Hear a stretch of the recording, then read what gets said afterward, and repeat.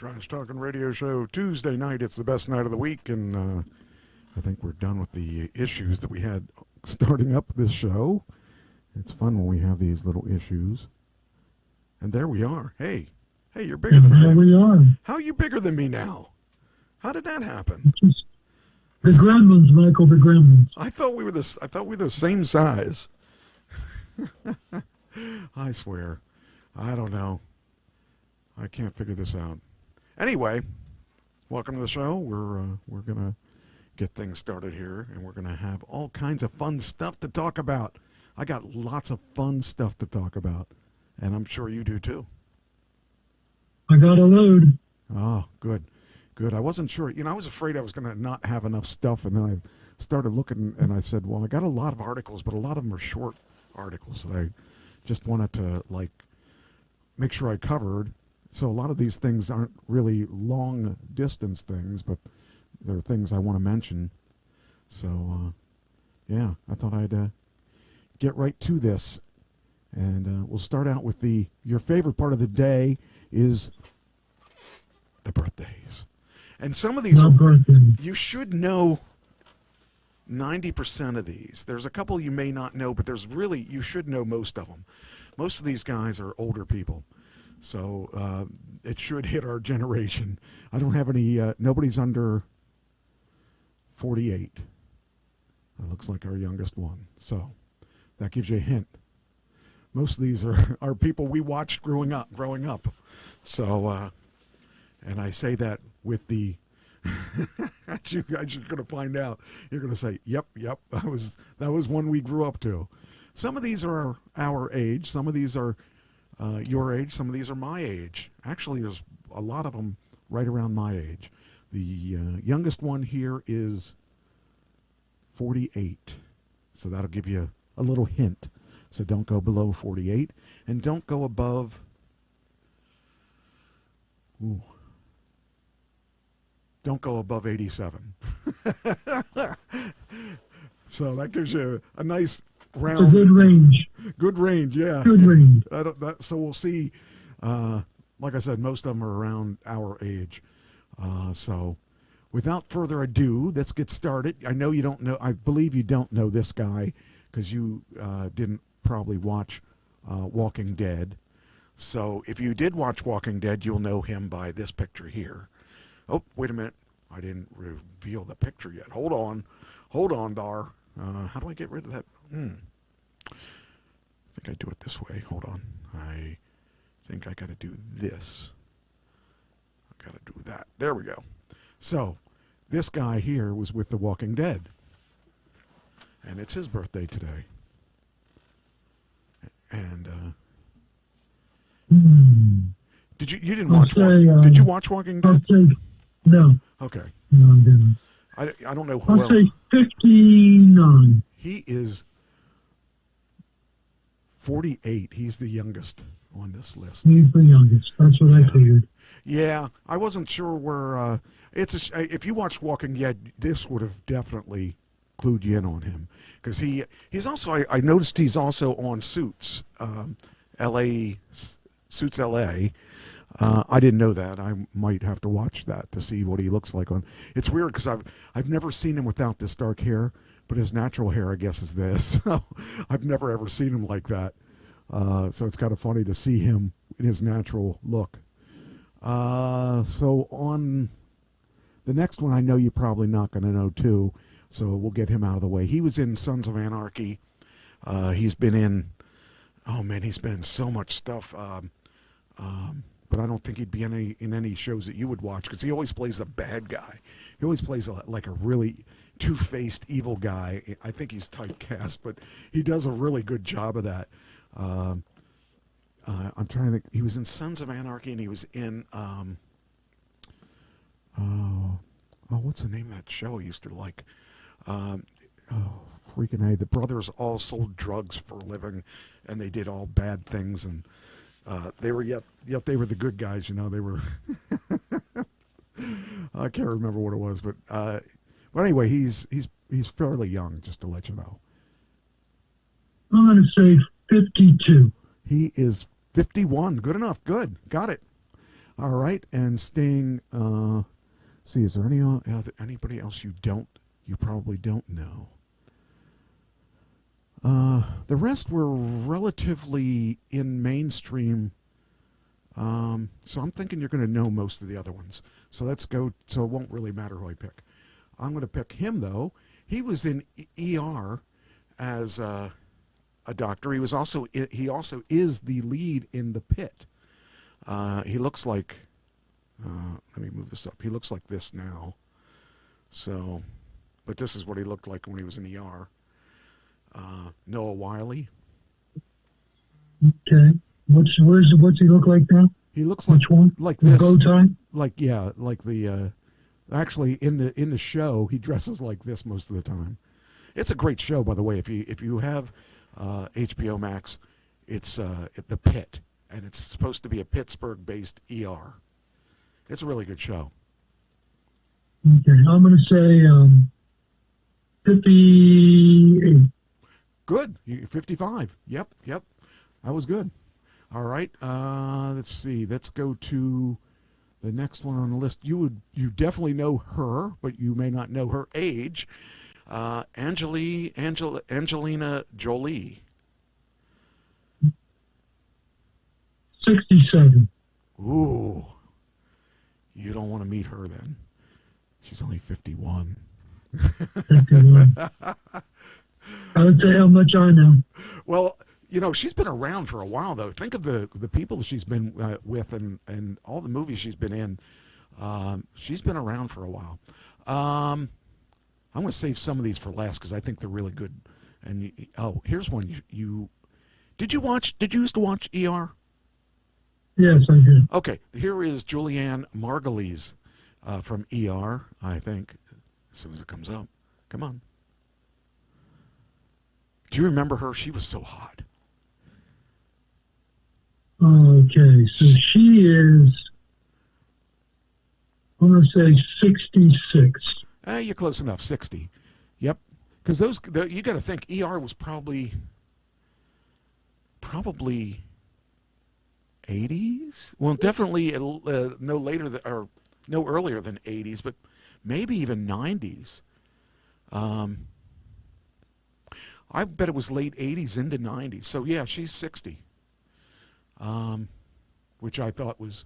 I would have thought she was older than that because, for some reason, I was thinking she was a lot older than me, and she's not. She must have been pretty young when she was in that. But she was a nurse in that, and that was pretty cool. I think you will know this guy, Keenan Ivory Wayans,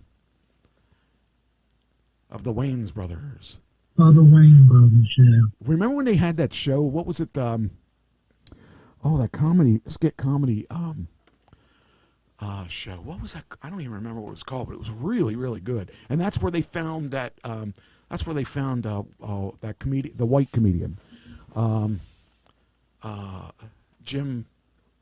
What was his name? He was the guy that did Dumb and Dumber, and he did. You know who I'm talking about. I know. Can't think of his name, but yeah. All right, I'm going to say 69. He is 68. You got it. Ding, ding. All right, next one. Nancy Sinatra. Now you know she doesn't look like this now. She probably looks more like that. But I don't even know that that's a good picture because I don't know what she looks like today. Maybe like this. But if she does, she looks pretty good. 60. I'm going to go 70. Yeah, better go higher. Well, better go higher. 75. Go higher. 80. Go higher.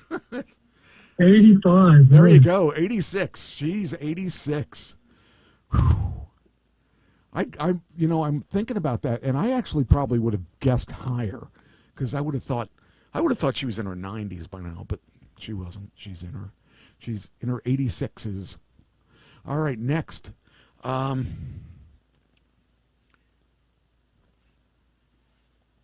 Michelle Phillips. Do you know who she is? No. Mamas and Papas. Oh, yeah. Probably this one right here. Now, that gives you an idea how old she is, by the way. That's a clue. Let's see. Mamas and Papas. So she's got to be 74. She's got to be more than that. Really? Yeah. You think, because Yeah, 83. She's 83. Good one. Good. She's 82. Because you got to think about it. Her daughter is the one girl that was the not Facts of Life, the one with Valerie Bertinelli. And she's got to be, she's got to be in her, she's got to be late 60s at least. Mackenzie Phillips. I couldn't think of her name.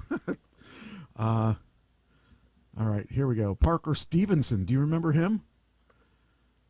I remember the name. That's what he looked like. He was one of the Hardy Boys. He now looks like this. But he was a good-looking guy. He had a lot of hair. Well, I'm going to say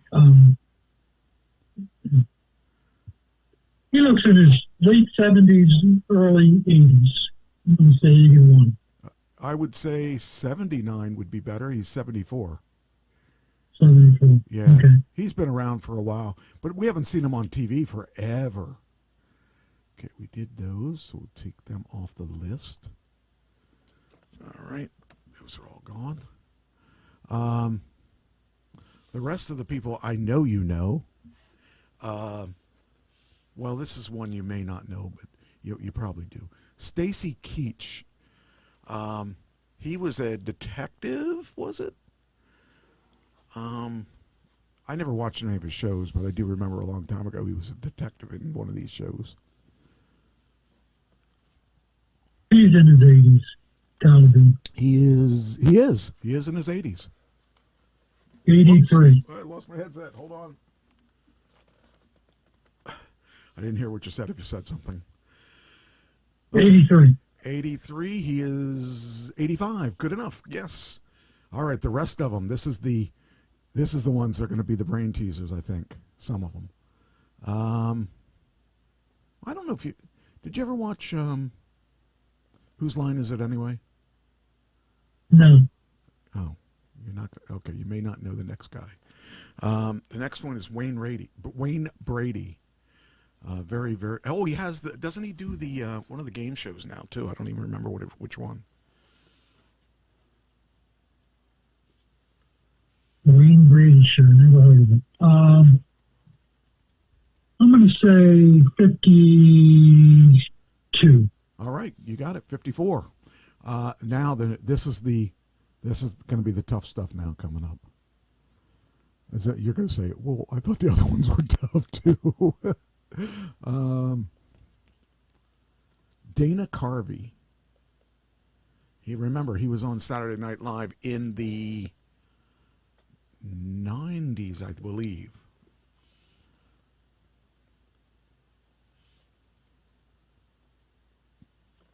$69. Good. 71. 71 is his age, so that was a good one. All right. Michael J. Fox. Michael J.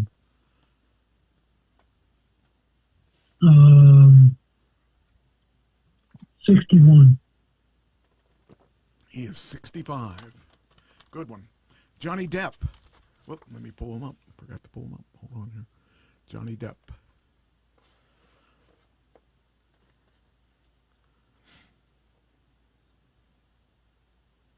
He's aging pretty well, by the way. I'm going to say he's 72. Well, 63. But 63. Okay. He still looks pretty good for 63. I wish I had his hair. All right, we did those. Here's one. I hope you remember her. I don't think she's really known for being a musician, but she was on TV for Happy Days. Susie Quattro.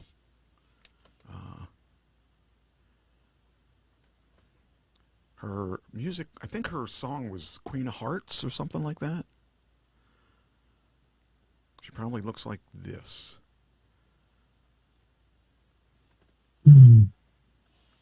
64.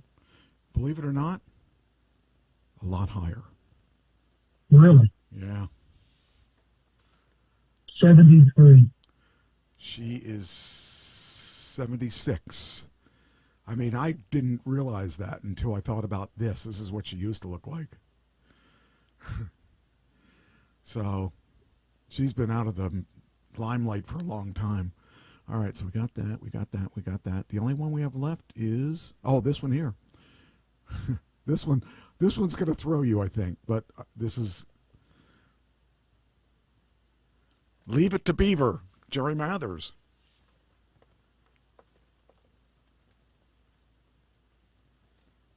Oh, my goodness.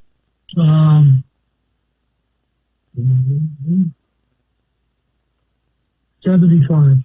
He is 78, so you got that one. So that's it. That's what we got.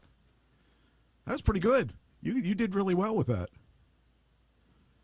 Yeah, I probably got 50-50. A lot of these guys, I mean, there were a lot of people that were from the generation that we would have watched TV. So I was really I was really surprised that they didn't have any younger ones. Pretty much. So that's it. That's them. All right. So we're good. All right. There we go. Then, all right. Let's go. What do we got next? Scroll down here. So this weekend, the Stone. Nope. Stoneface is not playing. This weekend is Salt Road. So we're gonna do a private party for the bass player's daughter. Well, actually for her husband, but it's kind of cool. You're gonna get to see us play live. I'm excited. Yeah, about that. looking forward to it. I think we're gonna do this Led Zeppelin medley that we wrote. Should be pretty cool. And then we're gonna do what's the other? Well, I don't know if we'll get to do some of the stuff that we're working on. Some pretty cool stuff. I don't know if we're gonna have it ready or not. I'd like to do this song. It's called Everlong by Foo Fighters, but I'm not sure if I'm ready for that or not because I haven't quite mastered some of the timing down on that because it's really bizarre timing. But I'm looking forward to seeing if we get it. I guess I'll find out Thursday if we're going to do it or not. But I got to get that timing down for the rest of the song. I got the timing down for the first half of the song. Second half, it's like, time signatures are like, 4/4, which means four beats per measure, and this thing, they do all kinds of weird stuff. They'll do the count will be like 8, 8, 4, 8, and then you come in, and then the one is 8, 8, 4, 8, and then there's 6, and then you come in. And I'm thinking, I can't remember this. Why have they got to do things that bizarre? Besides, they don't want anybody else doing their songs. I guess I don't know. It's just really strange. It's definitely putting my musical knowledge to test because they hit every single category in their songs. They make it so complicated, but it's got to be that complicated to do that good. And I don't know any other band that does that kind of stuff, other than Led Zeppelin used to do a little bit of that. But they never really were as hard as this. This one's hard. This one has got me very confused in a lot of ways. So I'm just hoping I can pull this thing off because I want to make it sound good. So we're doing a couple songs that we've never done before, and I'm excited about it. But at the same point, I'm scared about it because I don't want to sound bad. But, it's part of life and playing in a band.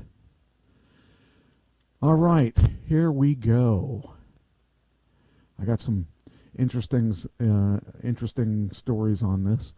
You know who Mr. Beast is? Mr. Beast, I've heard of him. He's a YouTube guy, and he does some pretty interesting things. He actually does a lot of pretty big things. Well, his pilot did some pretty big things that he didn't know about, and he took his private jet out. Mr. Beast's private jet winner, I guess, oh, okay, that's right. He had a contest and he gave a jet away or something. The guy that won the jet is arrested for a $3.6 million drug bust found in the aircraft arriving from Miami. That's a good way. There's some good publicity. Win a jet, let's take and run drugs with it. So I guess that wasn't a good idea. It says one pilot who gained fame on social media after winning his own private jet from Jimmy Mr. Beast Donaldson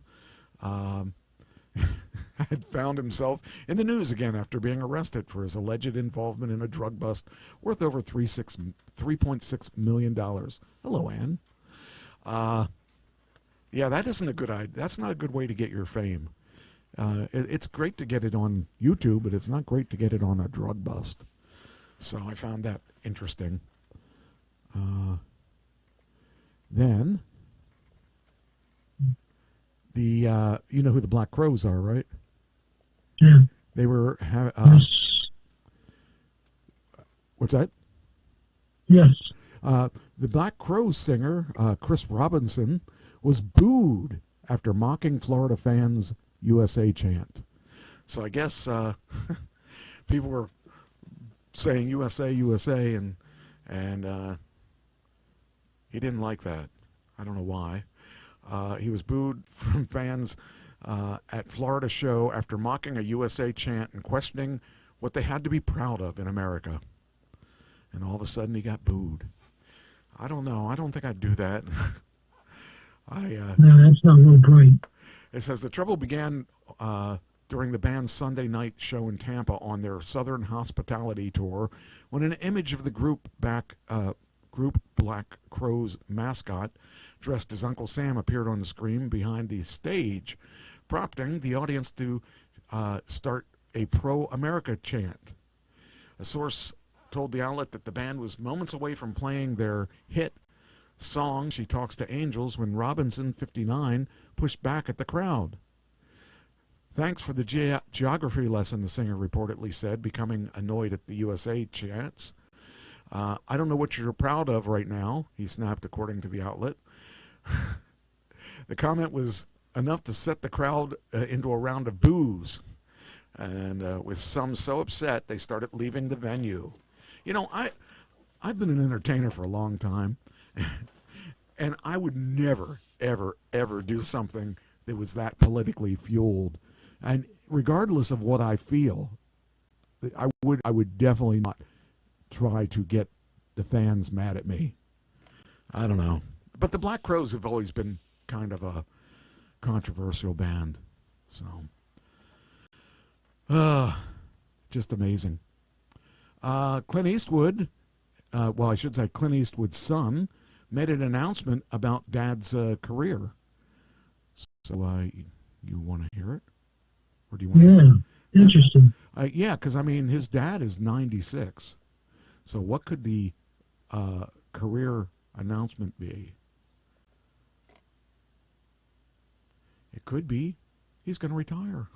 You know, he's 96. He wants to live the rest of his life not working, I guess. When you think about it, your son's 53. Let it, retire. Let your son get some kudos or something. I just think it's funny. Oh, man. I mean, if I'm 93 or 96 and still working, I must have a lot of bills.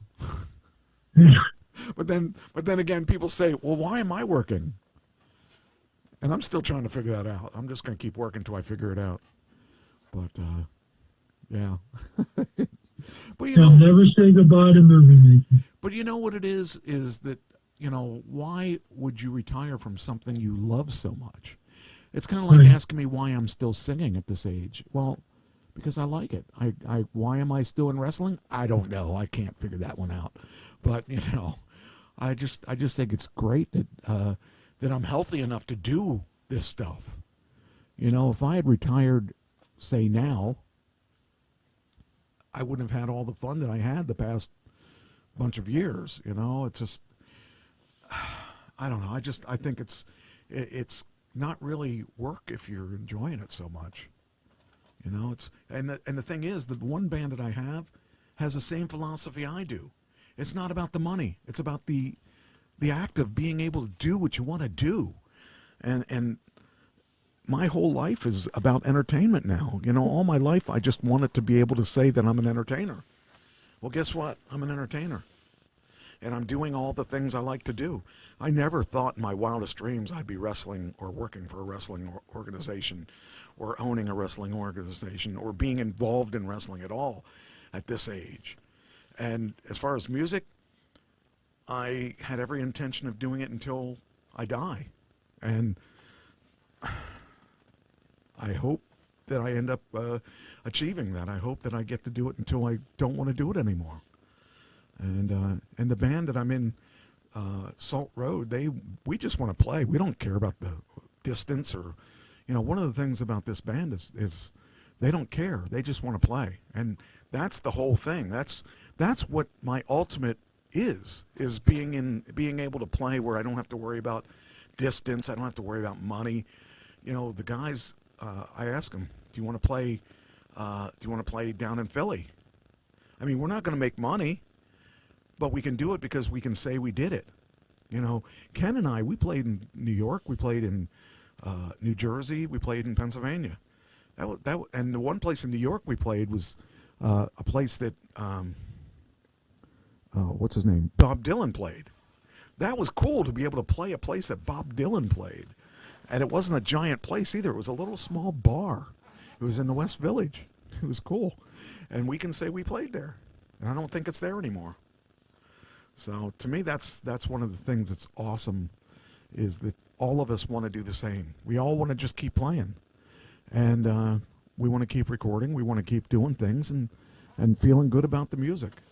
So you can't really complain about something like that. You know, it's everyone just wants to follow their dreams, and I guess I get to do that right now. So I think it's fun.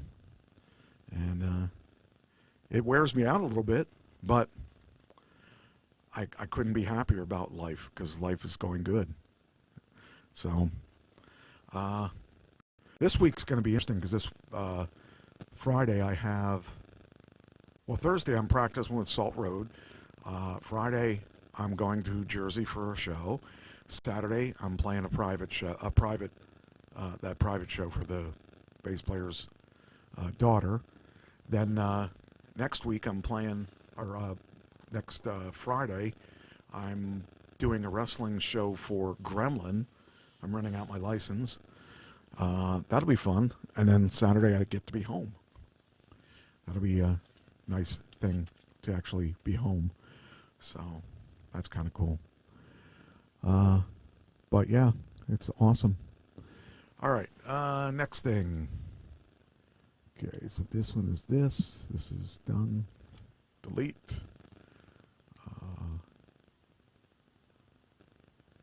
Did you ever wonder what a menu from 1776 would look like? No, never thought about it. I never thought about it either, but here's what it would look like. They have election cake. I've never heard of election cake. Brunswick stew. Ugh, I can't even think that would look good. Willet salad. Turtle soup. Turtle soup. Yes. How about this? Succotash. Suffering succotash. Wasn't that the cowboy with the hat and the big mustache? The cartoon guy used to always say that. Suffering succotash. Yeah. Mush or hash pudding. Pigeon pie. Ooh. Ooh, boy. And what we're all waiting for, hoe cakes. Hoe cakes. Potted meat, pepper pot soup, syllabub. I don't even know what any of this stuff is. But that's what a menu at a restaurant way back then would look like. It does not look, doesn't look at all good to me. Appetizing at all. No? Could you imagine? Can I have some pigeon soup or whatever. Oh man, Thank you. pigeon soup, please. That's good. That's Uh, good. let's see. Oops, don't want to delete that. Want to delete this. All right. Then we got. All right, what was this? Apparently, there was a hostage situation in Bakersfield. Did you hear about that? No. Okay, there was. Let's see, where's the FBI killed a 41-year-old man who held 10 people hostage at a building in Bakersfield, California. His death ended up after a 15-hour standoff. All hostages were unharmed. The incident began around 1 p.m. Pacific Tuesday. I would imagine that's a week ago because I don't think I put that in here today. When police responded to reports of a bomb threat in a building and housing a bank and school district office. A nearby live streamer documented part of the incident, including someone waving from inside the building. At one point, negotiators secured the release of 2 hostages. The hostage situation ended at 4:20, with the suspect killed in an officer-involved shooting. Authorities had not publicly revealed the motive, and it says hostage negotiations is a 52-year-old discipline that began within the New York Police Department and boasts over a 90% success rate. I didn't know that. So, yeah, at least the right person ended up dying. And that makes it a happy ending. So that kind of bothers me that people would hold people hostage or kill people because of somebody else that had nothing to do with their trauma. So it's sad. All right. A typical cost of retirement in every state and the nest egg you'll need to afford it. You ready to find out if you can afford to retire? I can't afford to retire. Yeah, you and me too. All right, so the typical nest egg. Here we go. Let's see. Do we have a breakdown of the? I thought I had a breakdown of how much we needed. All right. So, how comfortable retirement? Okay, so now you're retired and I'm retired. So let's find out if we can really afford to retire. The typical age is 65 or older. They spend about $84,000 a year. Is that about what you do? You don't spend that? No, it's lower than that. You spend more than that? Okay. No, less than that.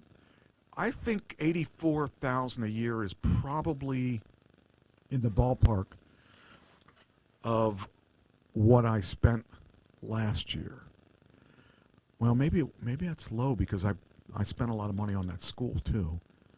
So, but I think 84 is about right for me for where we live fairly comfortable here, and okay, a couple spending is the same in our model, no matter how much they earn in benefits. What typically describes the income. Okay, so it's saying that the combined Social Security benefits are about $37,700 a year. Well, that's got to be each, I would imagine, right? Yeah, that's combined. For a lot of people, that's combined. Oh wow, I can't. Well, I really couldn't imagine. Well, actually, if I just used my Social Security benefits and I didn't have any retirement other than that, that would be right. That would be about right. Let me think here.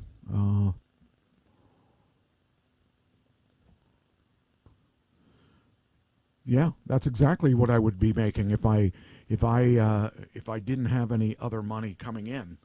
So yeah, that is actually relatively true. When I said about 84, that includes my other benefits too.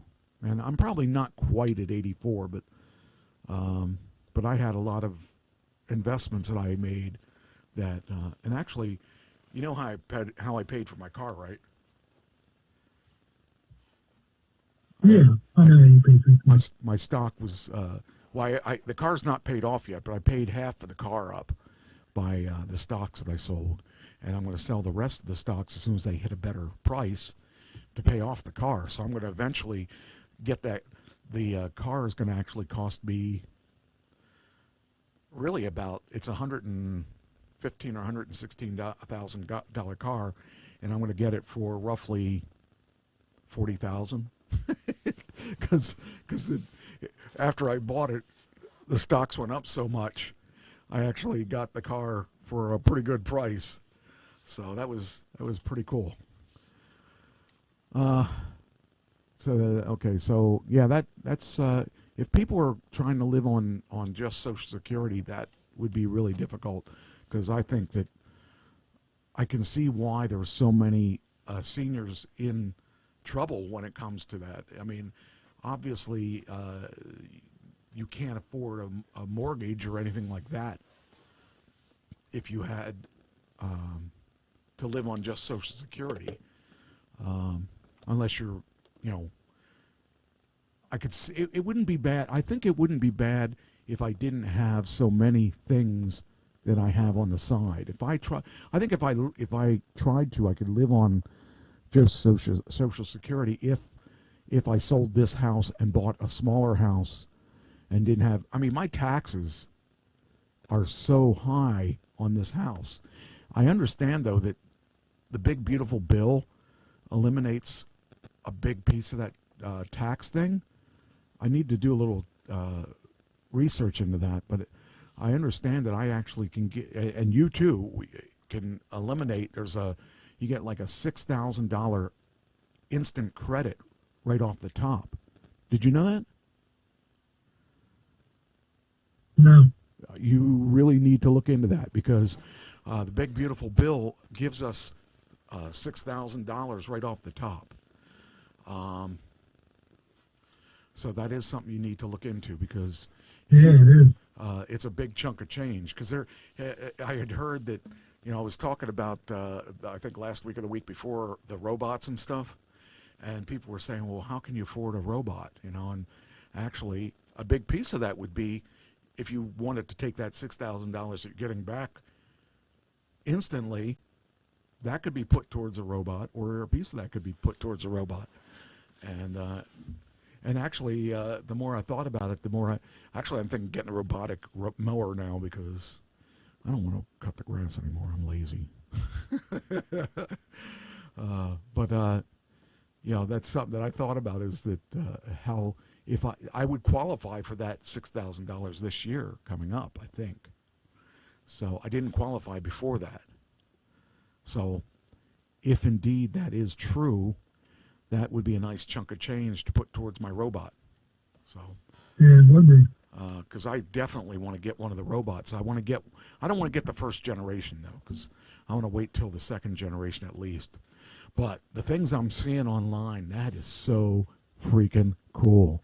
The things that it would save us and stuff like that. And like the main reason one of the main reasons I got a Tesla was because as we get older, driving is really something I don't want to lose.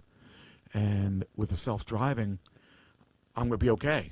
I mean, I remember when my grandfather was getting older, he took me for a drive, and the last time I rode with him was the last time I was going to ride with him, because he's scared the living daylights out of me, and I wouldn't want anybody to feel that way about me.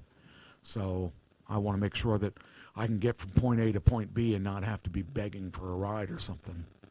So I'm just hoping that the decisions I'm making are smart ones when it comes to that. And I don't like to rely on anybody for anything. All right. Well, you want to talk about Social Security for a second? Sure. Let's talk about it. Social Security Retirement Trust Fund may be depleted by 2032. And what does that mean? We're going to lose about $5,500. Wow. A year in 2032. Wow, I didn't realize that. That's scary. Yep. That is scary. 10 years from now. Or less. Yeah, well, actually, yeah. Would you say 2032? 2032. That's like 6 years. Last year was supposed to be 2033, but this year they revised it to 2032. So in 6 years. In 6 years. Wow, that's scary. Wow, that doesn't make me feel happy. That's going to crush a lot of people in this country. Well, I mean, yeah, especially if you have nothing else to fall onto. The nice thing is that I'm in a situation where I'm in a rare situation, but I'm in a situation where I'm not. I can't. To live the life I'm used to living, I can't lose that much money. Now, I could adapt my situation a little easier than some people that are living off of what they got. But it would be really, that's a big chunk of change to lose. So that concerns me. Huh.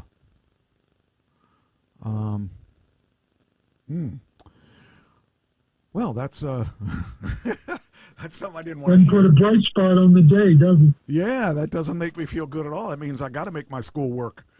So, or something, or make the bands work. I better make a lot of money on the bands. So that's interesting.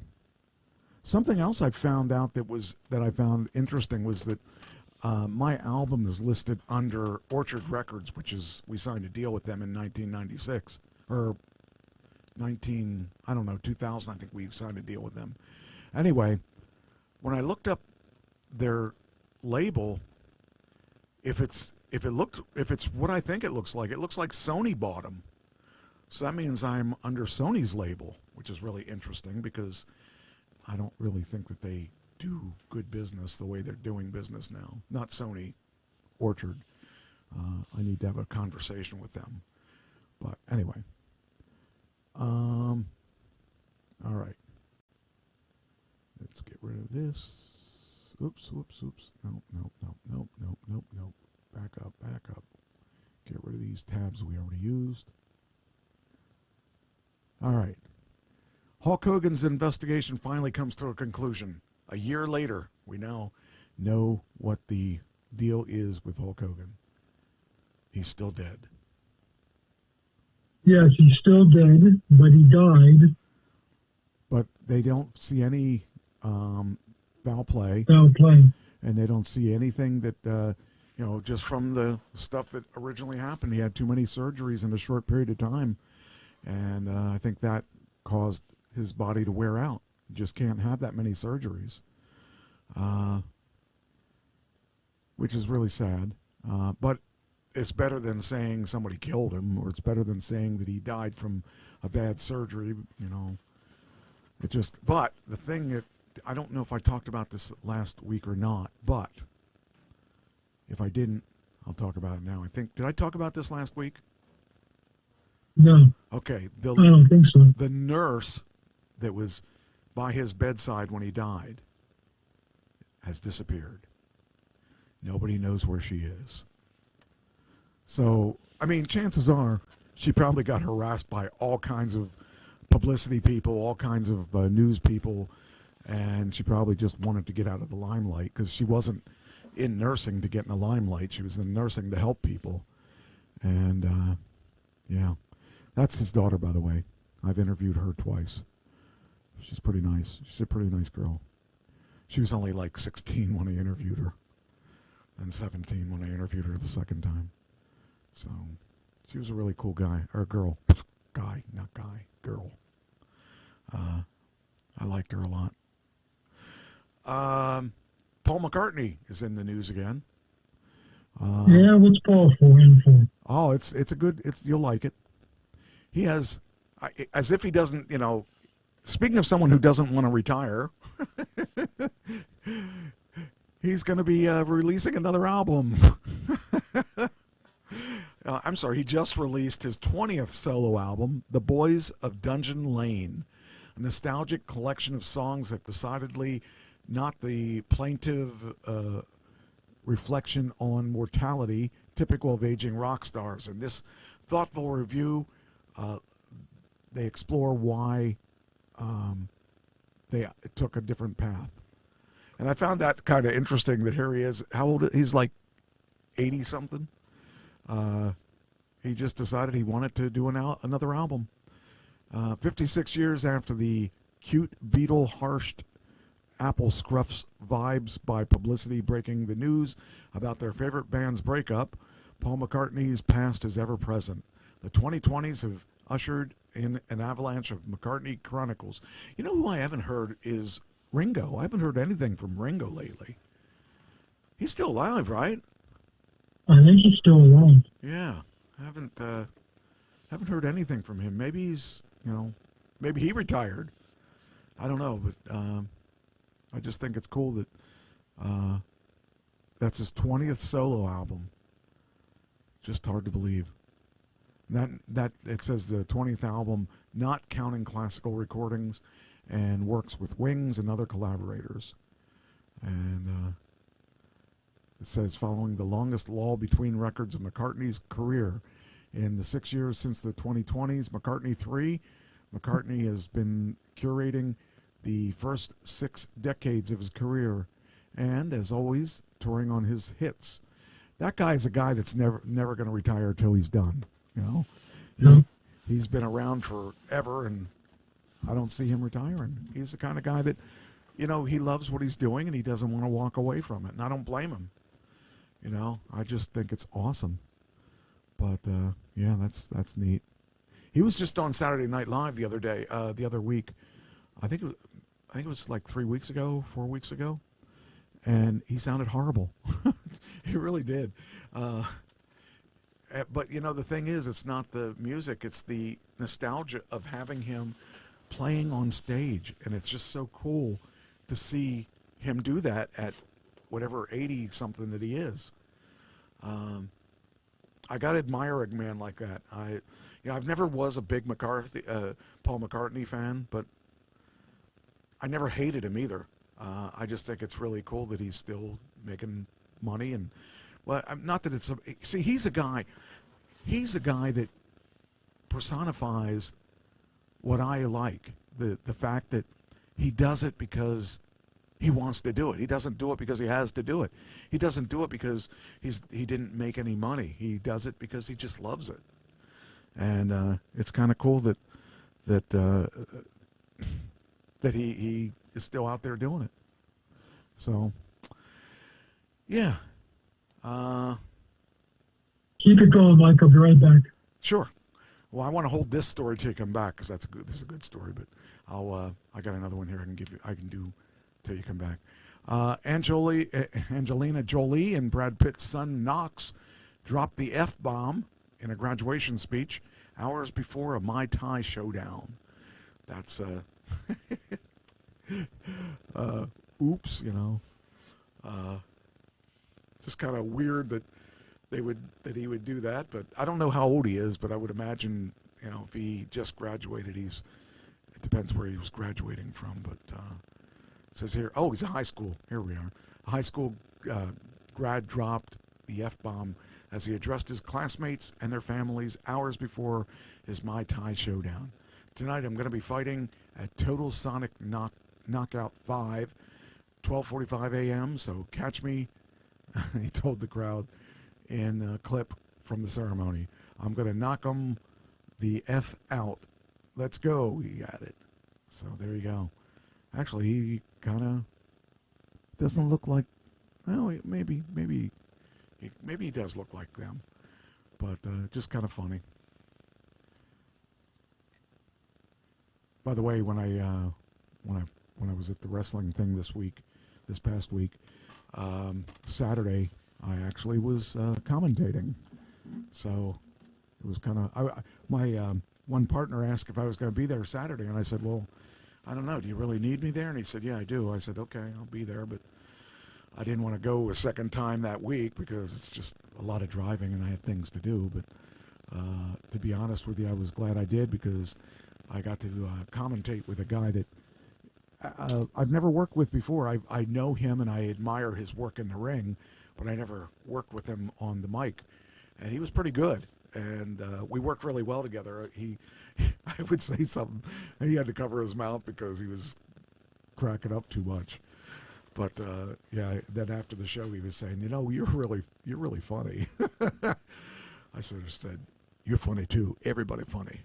That way, Everybody funny. Everybody funny. Now you funny too. Okay. McDonald's is testing a major change on how it does its drive-thrus. Any idea what it is? No. This is really interesting. They're actually doing drive-through as AI operated. So you're ordering through a machine. You're not ordering through a person. So the menu comes up. Let me see. I have a picture of it here. I did have a picture of it. Where'd it go? Wait a minute. The picture was here. Where'd the picture go? I had a picture of the drive-through menu, and it's cool because when you order, you're ordering through here it is. This marks McDonald's second attempt at AI-powered drive-thrus. The previous partnered with IBM to test automated order taking more than 100 restaurants, but ended the program in 2024 after deciding not to move forward. The next one is how we'll unlock our next phase of growth and productivity. But it didn't have. I thought the article had a picture of the screen that they actually ordered through, and maybe it's further down. No, it's not further down. They did have a picture of it though. I don't know why I don't have a picture now. Maybe they. It was something really cool because it was. It showed what the actual menu looks like. Wait, maybe I do have it. Hold on. Oh, it was on X. That's where it was. I think that's where it was. Okay. Here it is. So this their ordering system is called Archie. Arch, A-R-C-H. Y. And the machine, I'm trying to get it to show us the picture. It's not doing it. Anyway, so I guess like anything, now some people said that they saw the menu here and it didn't make sense, but apparently this is an old menu board and they didn't change all the things here. They have a little cam there. They have a thing. I guess that's for money, and I don't know why it won't let me go in the pictures. Would have been nice if I could get in the pictures, but I don't know. It's supposed to be a pretty good thing, but I guess they haven't rolled it out on. Oh, that's probably because I'm not signed. Well, I am. No, I'm not signed in. That's what it was. But anyway, it's interesting to see that they're working on this. Now, I'm wondering, when you order AI, if someone's complaining that they didn't get what they were ordering, not going to work. Yeah, I'm just wondering how they can go down and say, well, you ordered this. I guess they would. Well, they'd have to view the tape, I guess. I don't know. Just seems kind of weird, but I mean, eventually it's going to be the way all the ordering is going to be. You know, because my car does AI pretty well. Like when I talk to the car, it usually understands what I'm asking or what I'm saying to it. And when I tell it to route me to a different place, it goes there. And so a lot of the things that that a lot of us worry about, it really isn't a concern because a lot of the times the stuff is so smart. You think about it, AI has really come a long way in just a couple years, and it's actually pretty accurate. I actually took and asked it to, I gave it parameters, and I said, I'm looking at buying a robotic mower, and here are my parameters. I said how much I wanted to spend. I said I wanted the reviews to the best reviewed within that price range, and it had to do this, and that's, you know. So it came back with a pretty a selection of like 2 mowers that meet my exact specs, and a couple that don't, that are either higher priced or, you know, didn't meet exactly. And it said, here are the ones that meet what you're looking for. Here are some other you should consider. And actually, it came up with a couple mowers that were within the range that I wanted, and probably will end up buying one of those. And did you ever look at these mowers?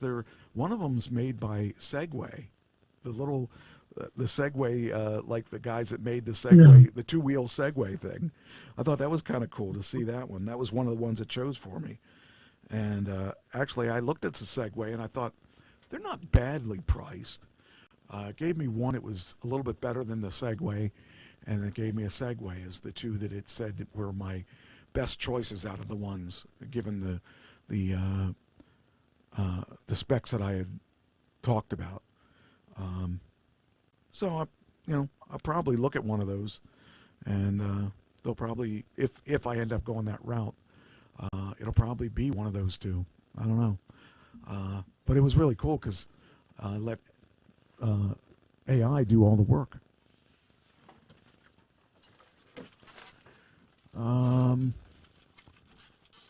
You didn't go yet, did you? I ain't doing it. You can go. And I went and came back, but my lag time, buddy. Oh, you did? Oh, okay, you're back. Okay. All right, that's what I wanted to know, so that Well, my lag time, I'll be leaving you shortly. Oh. Yeah, well, I don't know. You may have left and I just didn't see it because I've been, talking. The first movie to cross the $1 billion in revenue in 2026. What do you think it is? I have no idea. I would say Avatar, but that probably isn't it. It was Super Mario Galaxy. Super Mario. It broke $1 billion in revenue. I would have thought that it was that too, but yeah, I don't know. Was that released in 2026 or was that released? It might have been 2025. That's what I was thinking because I thought that it did hit $1 billion, but that must have been 2025. So I'm thinking it was if this one is the first one in 2026, I'm thinking that Avatar was 2025 because I can't imagine it not hitting $1 billion. Let's take a look here. All right, let's see if it has a list.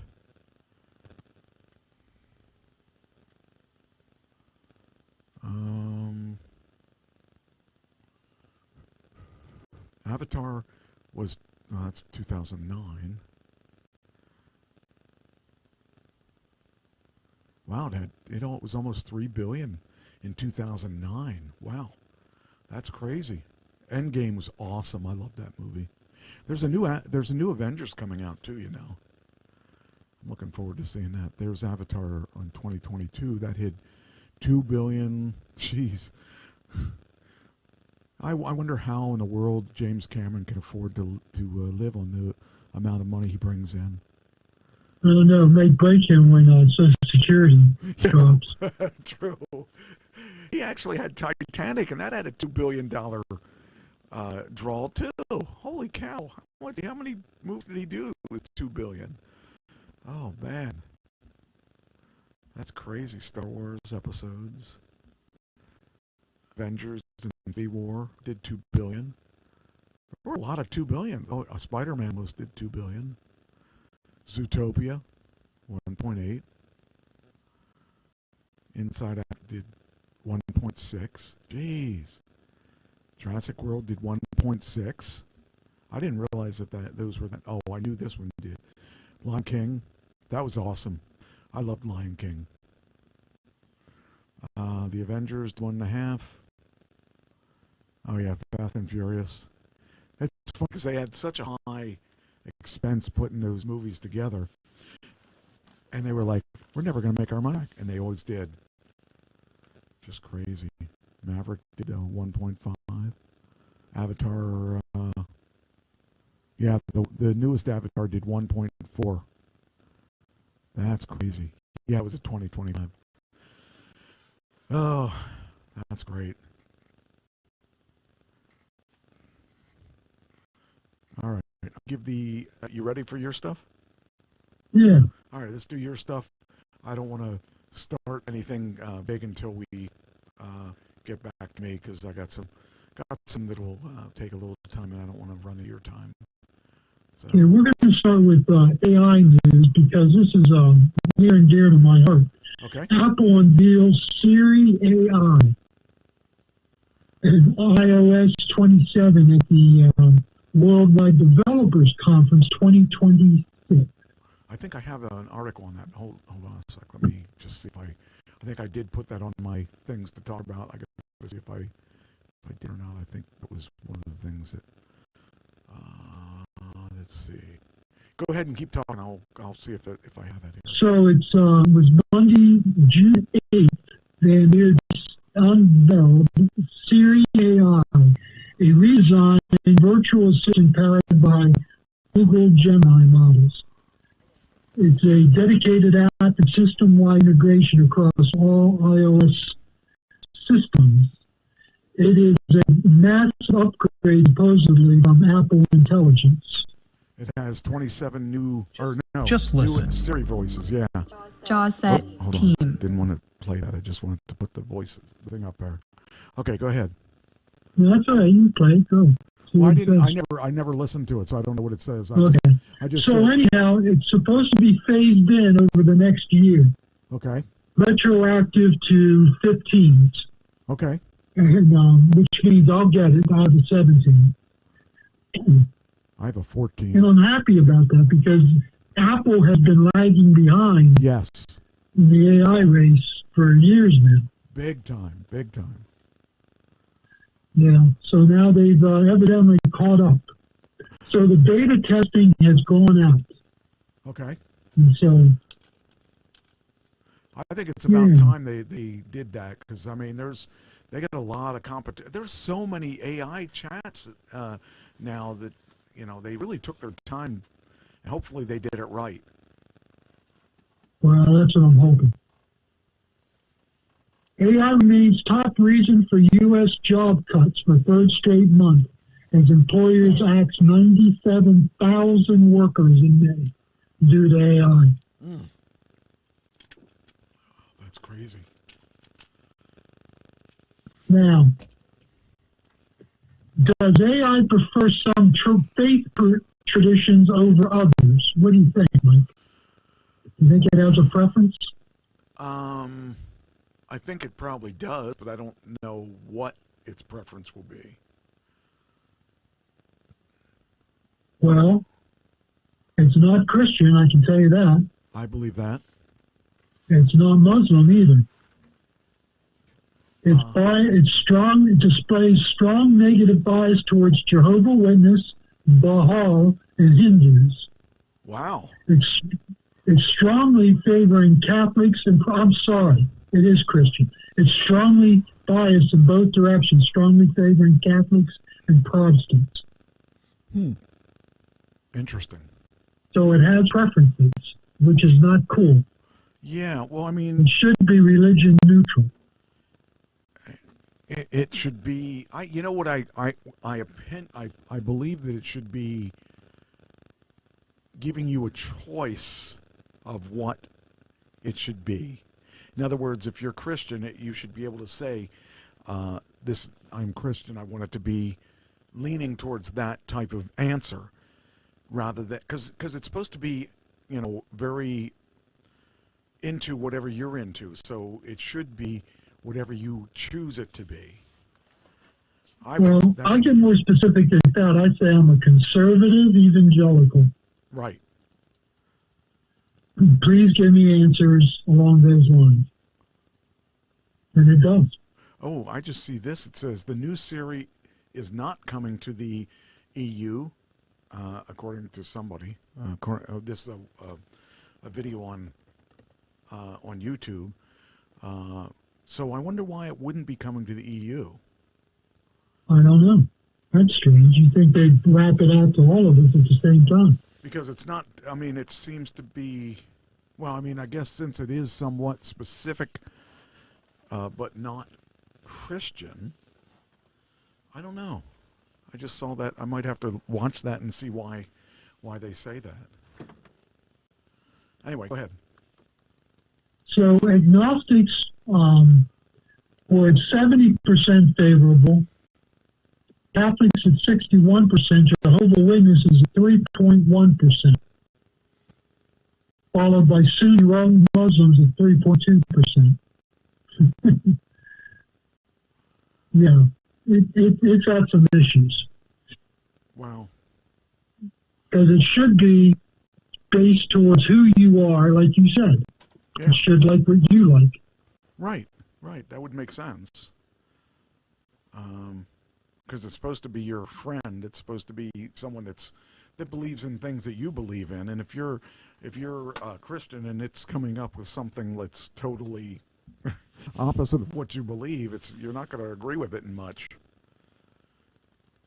It's not going to see your point of view. I have not found any trouble with AI when I've asked it questions. When I'm doing a sermon or I'm preparing a teaching, when I ask it a question, I have not found any problem with it whatsoever. But it knows who I am. I mean, it knows where I stand on what I'm looking for. That's good. And it's been very good to me. Yeah. Trump weighs government owning stakes in AI giants. Trump is considering voluntary equity stakes in AI firms as his administration explores ways to give Americans a direct share of industry gains. Now, I thought that the president wasn't supposed to do that. Well, a lot of people think that's, I was just going to get into that. Policymakers are invoking the Sherman Antitrust Act of 1890 as they weigh big tech's reach, debating whether government involvement creates partnerships and a risk of a communist central party style of social credit system. I mean, the thing is, right here is the problem. Trump finds an AI policy he can live with, and he signs for this order, and then he's talking about getting involved in an AI situation. That's probably a conflict of interest of some sort. Well, Missouri Senator Josh Hawley and Tom Tillis question how government equity reconciles with free market capitalism and conservative principles. Now, what can you explain to me what free market capitalism is? That means that companies ought to be able to do whatever they want to do. Okay. As long as the market determines what they can get away with, and the market determines what they have to stop. Okay. So in other words, the buyer determines what happens. Okay. That's free market capitalism. Okay. No interference from government whatsoever. Government doesn't play favorites, doesn't pick sides, doesn't pick winners or losers. That's what communism does. Communism, socialism, picks winners and losers. Right, and wouldn't capitalism doesn't do that. But if Trump is privately, if he's signing orders, an executive order on AI, requesting leading companies to submit their advanced models for voluntarily government reviewed before the release, that gives him an added advantage for that particular model, I would say. I mean, it does give government, but 30 days isn't a lot of time for a review, though. But it is a lot of time. A day is a lot of time if you do it a day before it goes, public. Yeah. See, last year, Trump administration took a 10% stake in chip maker Intel. Boy, he did it last year, establishing a precedent for voluntary equity deals that would make public partners in what he called this revolution. So he already has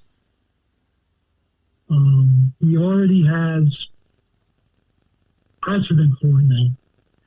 And OpenAI CEO Sam Altman met with Vermont Senator Bernie Sanders, who is a communist, last week to discuss a 50% ownership stake proposal that would create a public wealth fund.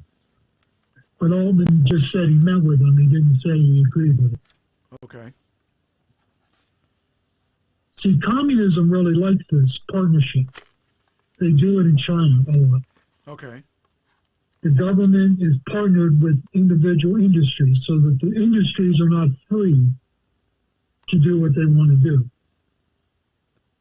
The CCP, or the Communist Central Committee, right, determines what happens. That's what people are scared of. If we start getting into these partnerships where it be government creep, or they start taking more and more of a percentage. right. Interesting. Yeah. Pennsylvania sues sues character technologies over chatbots' fake medical credentials.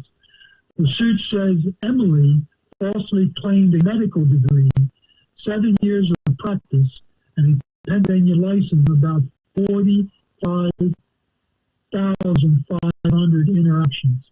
Emily is a chatbot, medical chatbot. Okay.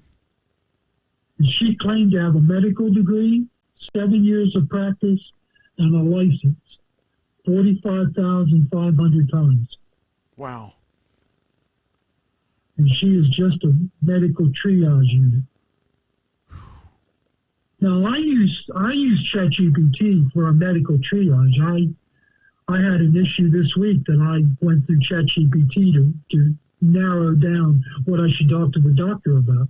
Right. And it worked pretty well. But ChatGPT didn't claim to have a medical degree. I mean, it has more of one than we do. It also has a degree in everything else, too. So that's the thing about, ChatGPT. It does everything, whether we like it or not. It's going to rule the world, Michael. It is. I'm glad we're going to be gone before that happens, I hope. Okay, so that one, I can delete that one. Okay, what else? Space news. Radio scans find no alien tech in the latest interstellar comet. We have a new comet now named Atlas, and it found no signs of otherworldly technology. It searched it for 7 hours and could determine nothing from that tech. No tech was determined whatsoever to be alien. So we're safe. Okay. Another comet has raced through our solar system that is not an interstellar visitor.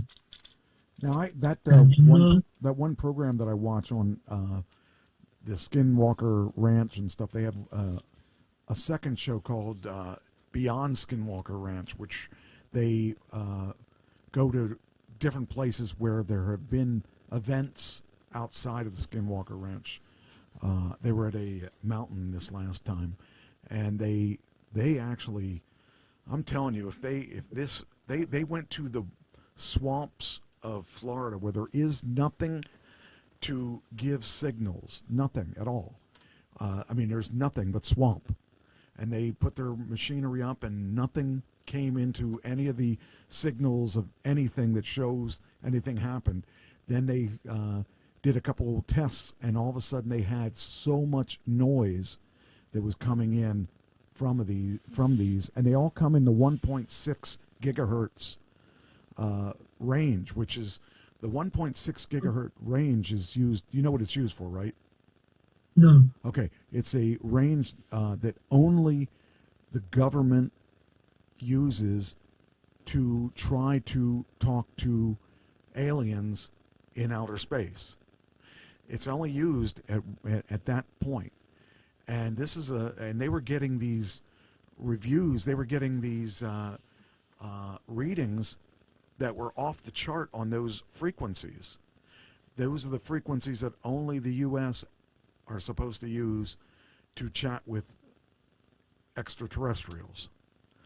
And they were going off the charts. They were just crazy off the charts.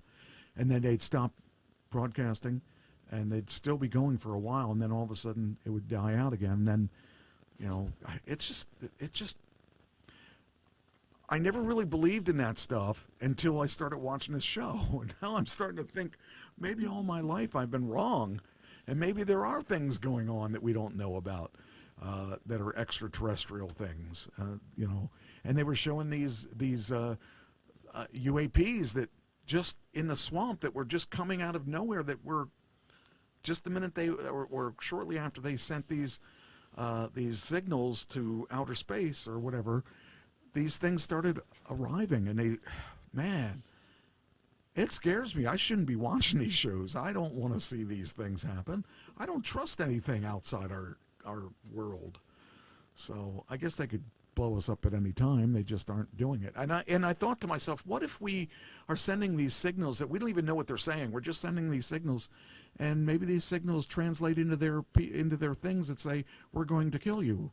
and then they come back and say, who do you think you are? You know, we're going to kill you. And who knows? We may end up dying this way. I don't know. But I'm intrigued by it. I'm intrigued by it a lot because I don't understand what's going on. Did it give you nightmares? No, not yet, because I'm still not convinced that there is something else, but I'm not convinced. You know, I feel that the world, the universe is really big, really, really big. I can't really understand why we would be the only ones. I mean, at one point I said, yeah, we're the only ones and there is no one else, and that's it. But, you know, as I get older, I'm starting to think maybe I'm not right about that. Maybe there aren't just us. Maybe we aren't the only ones. And maybe we're just experiments of these other beings. Maybe they're checking in on us. Maybe we're just a giant fish tank for them. You know, that's called the zoo hypothesis. Yeah, I mean, it could be, because they must have technology that we don't have, because they make their machines go different ways than we can make ours go. You know, that would be really confusing to us, because we're not as advanced as we used to think we are. We're finding out that we're actually pretty dumb when it comes down to it. So, I don't know. Anyway, go ahead. Okay. In the Middle East, we are launching strikes in retaliation for Iran downing one of our helicopters. Oh, I thought that was... one of our helicopters was shot down overnight. Oh, that might be real new then, because I had the ceasefire between Israel and Lebanon. I had Netanyahu says Israel will hold fire on Iran after Trump demand. Yeah, so that's all there. Is that still legit? Is that still... That's still legit. This is different. Okay. One of our helicopters was out in the Strait of Hormuz. Next thing you know, it was in the water. Wait a minute, I got a Strait of Hormuz thing somewhere here. It was in the water, and Trump announced that it was shot down by Iran. So now we are paying back Iran for doing that. I can't believe that we can't, or we won't. I don't know if it's won't or can't or shouldn't or wouldn't. Why we just don't blow them up and get them off this earth, because they're just continually making it difficult. I mean, other than that it's a bully thing. But I mean, they're really the bullies of the world, because they're causing all, I mean, the central issue we have in the world right now all revolves around Russia and Iran. And so I would think that there's going to be a point where we would finish them off, I would think. I would hope that something would happen like that. But I mean, it makes Donald Trump doesn't seem to want to go to war. Yeah, I don't understand why, because we're already at war. He says it's because a lot of innocent people are going to die. Yes. And a lot of innocent people are already dying. And I just don't know where. I mean, I'm not saying I want that to happen, because I don't. I really don't want that to happen. I don't want us to be at war. But I also don't want us to continually be fearful for what's going on. I would think that there's got to be something. I don't know what it is, because I'm not that up on that stuff, because I'm so anti-war, but I just don't know. I just don't know the answer to this whole thing. That's why I'm not the president. That's one of the reasons. Yeah. Yeah, me neither. Iran says it has stood down against Israel because Donald Trump made a personal appeal to stop the shooting. Yes. I've heard that. But how long will it be? How long will it last? Probably until tomorrow morning. Yeah, that's what I mean. It's not. It's Iran. Our chances of this ending at a positive thing is the same as us winning the lottery. It's really, really, really not going to happen with ease. So we probably have a better chance of winning the lottery. Well, the people that I do a lot of YouTube and a lot of reading. Yes. The people that I follow are not anti-Trump. I'm not saying they're pro-Trump, but they're not anti-Trump. Right. And they say he's being played. Oh, yeah. I believe that. He's being played right now. And they don't understand it because they never thought that was something that would ever happen to Donald Trump. I don't know if that's true. Trump has information we don't have. So, I can't say he's being played or not. But right. A lot of people think that he just does not want to go back to kinetic warfare. And I believe that's true, too. He just doesn't want to do it. He doesn't want to be remembered as the war president, but it looks like he wants to remember it as a peace president. Right, and that's not going to happen. He's stuck. He's in the middle of this, and he's unfortunately, whether or not it's his fault for being there, he's going to get credit for it. And there's nothing we can do or nothing he can do about it. I don't think. I think that it's sad that this has got to be his legacy, because that's not what he wants his legacy to be. But his legacy is not at all what he wants it to be. He does not want to be remembered the way he's going to be remembered. And part of that would be egotistical, because everyone's going to think of him as egotistical.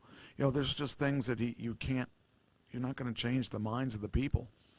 It's just he would have been thought of that before he even went into war. People thought that they didn't like him. Now they don't even like him more. Well, about this ceasefire. Yes. What happened was this. Hezbollah, who is the number one proxy of Iran, has been firing rockets and drones into northern Israel, killing soldiers and civilians. Israel launches strikes at Hezbollah. Iran doesn't like that. So Israel did it one too many times, according to Iran. And so they launched 8 missiles into Israel. Jeez. 6 were shot down, 2 landed in the desert. Okay. Israel fired back, guns a-blazing. Trump got on the phone to Netanyahu and screamed at him and told him to stop. Okay, that's this one. He got on the phone to Tehran and told them to stop.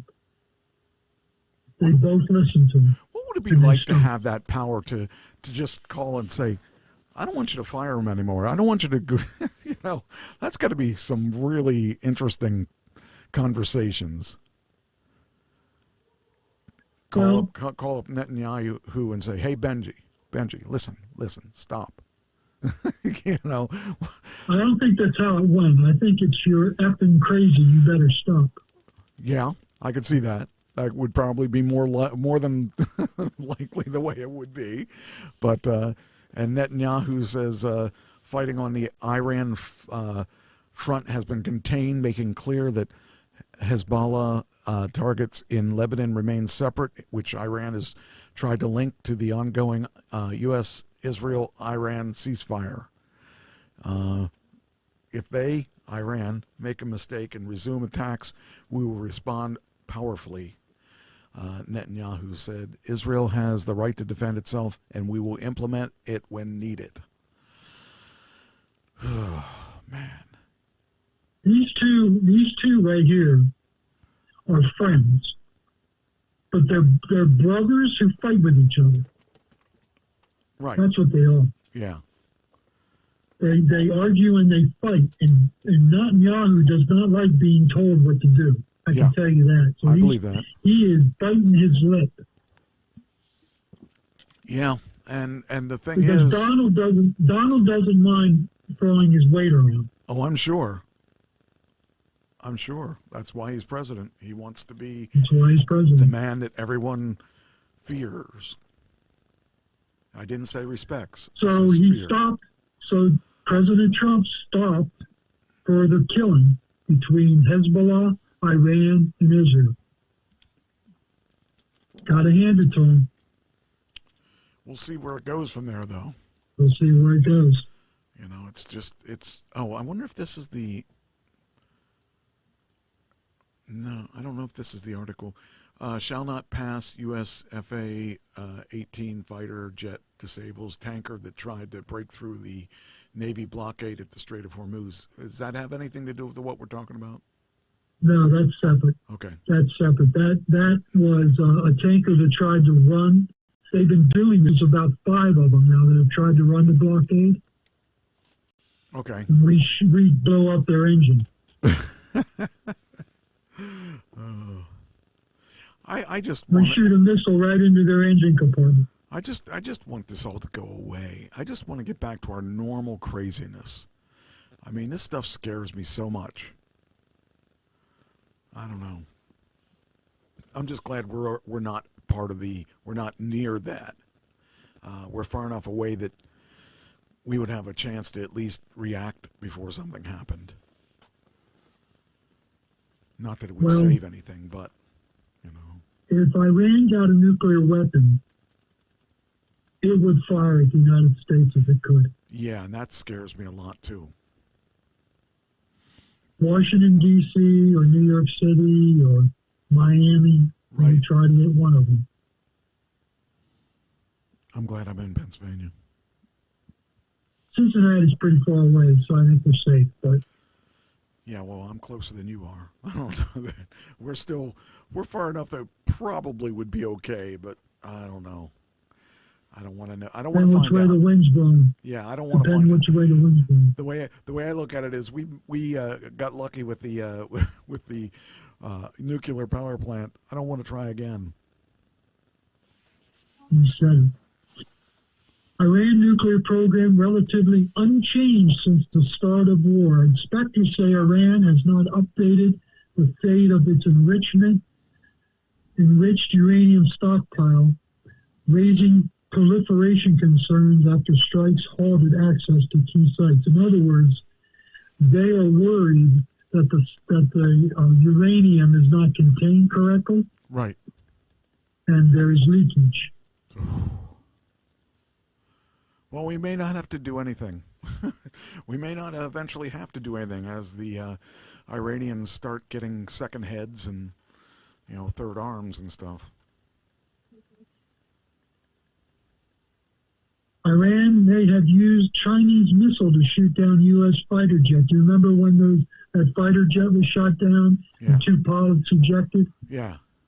They believe now it was a Chinese missile that did it. Which implicates China, because China's been saying left and right that they have given no weapons to Iran. We all knew that was a lie, but now we have proof of it. All we got to do is look at their Temu receipts. They had a good deal on missiles the other day. You almost bought one?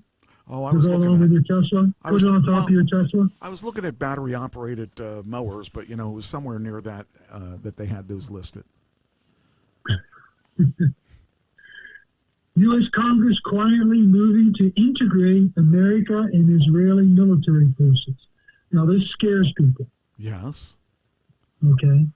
But all this means is, right, the same thing as we have in NATO, where all of our rounds fit the same weapons, all of our missiles fire off the same launchers, our ships coordinate on the same communication systems, our planes everybody and NATO can speak English.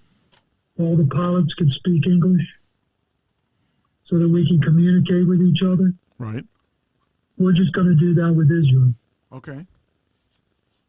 It is coordination, not domination. It's coordination. That's good.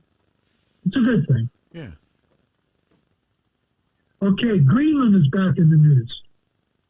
Oh, okay. This is a quote from Marco Rubio, Secretary of State Marco Rubio.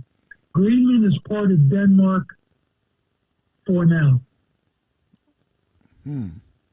Okay. Which means they're still thinking about taking Greenland over. Oh, boy. Trump has not backed off of that.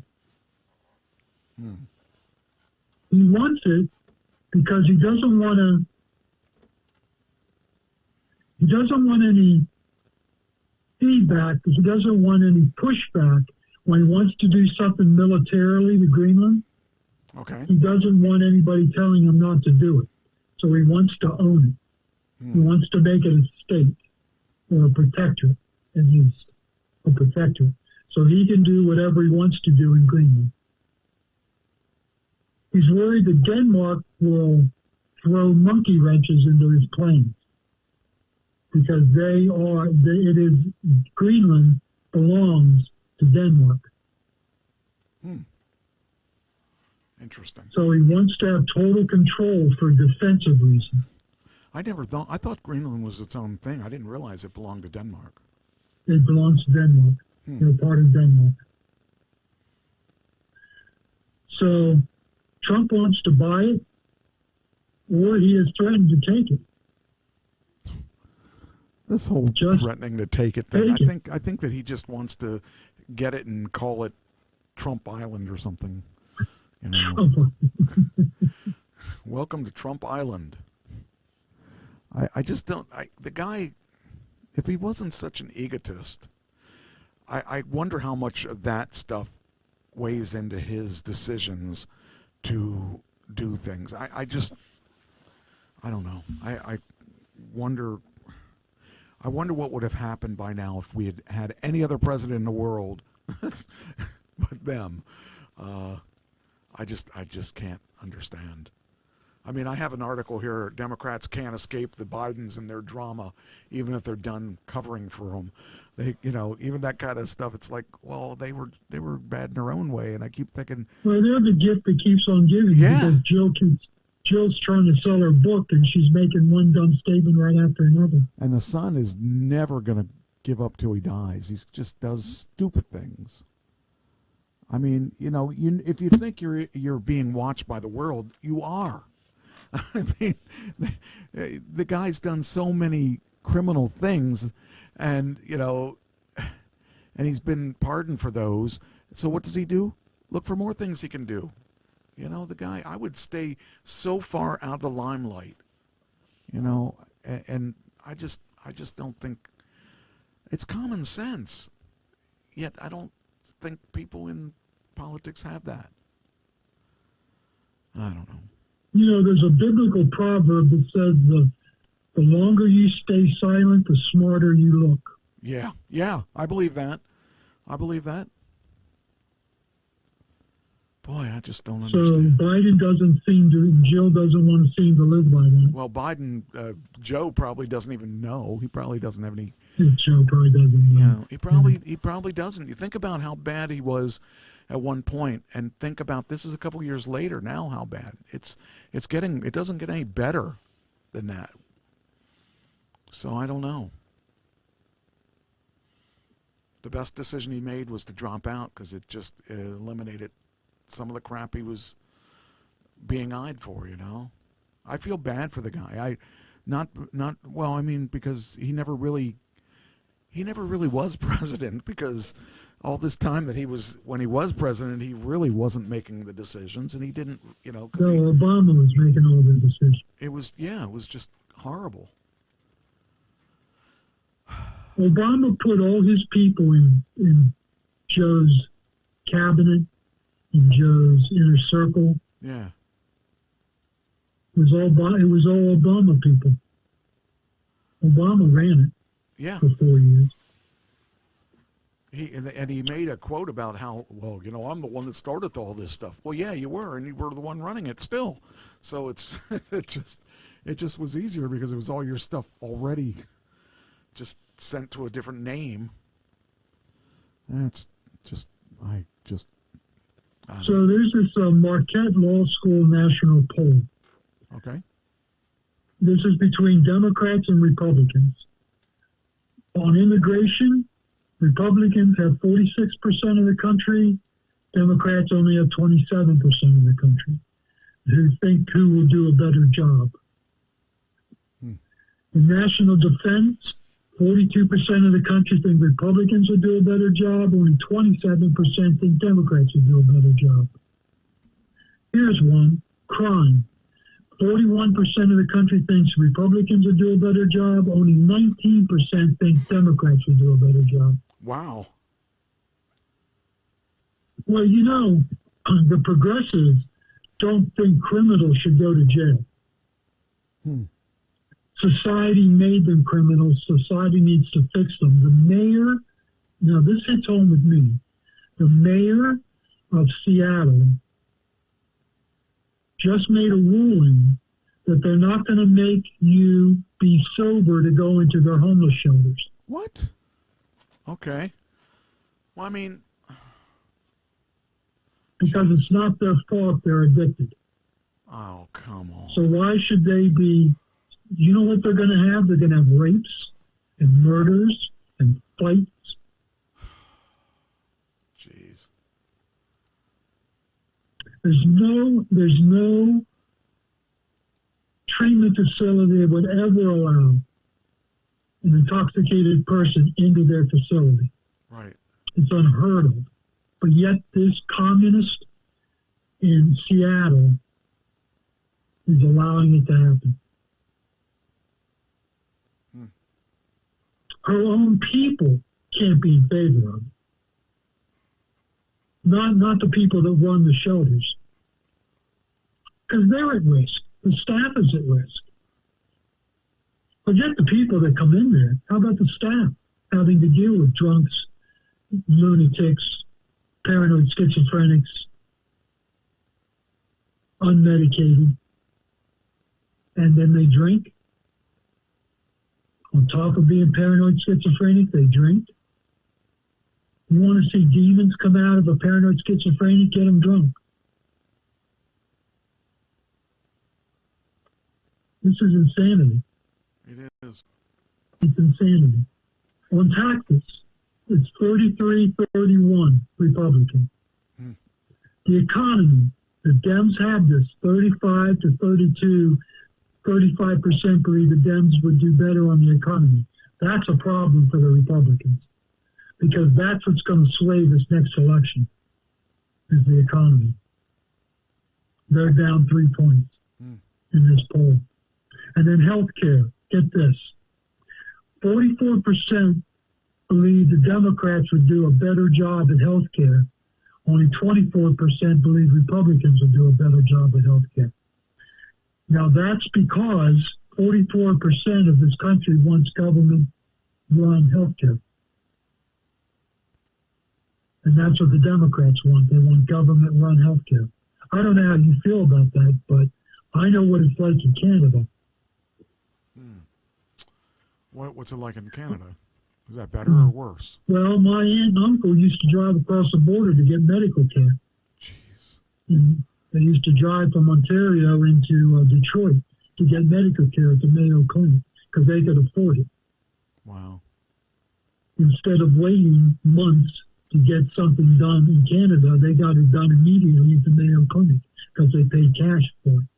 Wow. Well, cash is king. Cash is king. But it's also the American system. You can do that. Right. In Canada, you can't do that. Plus, they tell doctors how much they can make. Yeah, they have trouble getting doctors. No one goes into medicine in Canada anymore. Right. Because they don't make anything. All that schooling, and then they make $100,000 a year. Jeez. They don't want to do it. California professor argues need for objective measures after state drops ACT and SAT requirements. In other words, 500 faculty members across California campuses signed a letter requesting that they reinstate ACT, SAT requirements for coming into college. Because these people who are in STEM, you know what STEM is? No. Science, technology, engineering, mathematics. Okay. STEM. They're having to teach basic high school math to these STEM majors. Because now you can go to college and get into college without any testing whatsoever, without any standardized testing in California. It's another liberal run state. They don't believe in standardized testing.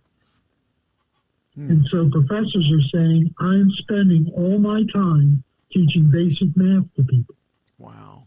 Instead of teaching college level math, which I'm supposed to be teaching. Right. Interesting. They're paying me to teach college level math, but I'm teaching high school level math. Right. Because none of my students know high school math. They're not prepared for college. When I went to school, I had to take sub 100 level courses in math and English for a summer because I didn't test well enough to enter college math and college English. So I had to pay the same amount as a course that the college student or that a regular student would pay, and I had to take sub 100 level math and sub 100 level English. Now, I excelled and got straight A's in both, but I worked my butt off all summer. Right. Right? And then I was prepared for college math and college English. But that's not what's happening. What was the highest math that you took in high school? In high school, I flunked algebra. Oh, really? Okay. Because I think I did pre-calc in my last year of high school, which was my junior year, and that was really, I don't think I would have done well if I didn't have such a good teacher. I mean, this guy, he was my mentor through my high school years. He worked, at one point I wanted to be a math teacher because I was so into him, the way he taught, and then I got the eye opener. I went to college and I flunked out of what was it that I really actually tried. I actually opened the book and studied, and I still couldn't do it. And it took me 2 times to pass it, and the second time I passed it with a C minus, and I was just so thankful that I passed it. And then I started teaching it because I actually one day woke up and said, oh, I get it now. And I actually then could do it. It was like overnight. It just hit me all of a sudden because this, I forget who it was. They wanted me to teach them, and I said I didn't pass it twice. I didn't do well. And then as I started teaching it, I'm like, wait a minute, this is making sense. Now I understand it. And then I felt I actually conquered it. But it took me 2 times to just pass it. But then I actually became pretty good at it. Wish I knew what it was, but it was one math that I just never ever thought I'd be stumped on. But I changed my mind and I decided I didn't want to do math anymore. So anyway, all right, what else you got? Senate passes $70 billion immigration enforcement bill without limits on Trump's settlement fund. In other words, they passed this bill that will fund. What will it fund? It will fund all Homeland Security. Is this for 3 years? Okay. The rest of his 2.5 years. The rest of his presidency. Wow. What do you think of that anyway? What is your thoughts on that? Because we've really wiped out a lot of the people that don't belong here not being here anymore. What are your Well, thoughts? it needs to continue, Okay. but not in the way that it was going. Okay. I mean, Too much bad press. well, it's funny because since you're talking about this kind of thing, one of the things that that I've noticed, you've got the citizen revocations. That's the Department of Justice announced yesterday. Well, I don't know what day it was, but it was the past couple of days. They will work to strip citizenship from 17 naturalized U.S. citizens. Largest cohort to date. The announcement comes weeks after the DOI named a dozen or other cases.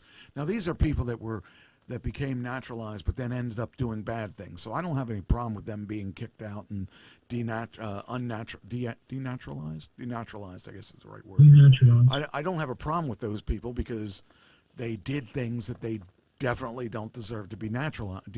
They don't deserve to be naturalized citizens. So I don't have a problem with them being kicked out of the country. But, are we setting a precedent that we aren't going to be able to, that could be abused, I guess is the way I want to look at it. It could be used in a different way. It says here, and then there's the Trump's $100,000 H-1B visa fee is unlawful according to a U.S. judge. I guess that means that you can't buy your way into our country, or I don't know. You can't buy your way into the country, is what the judge said. Which I don't have a problem with.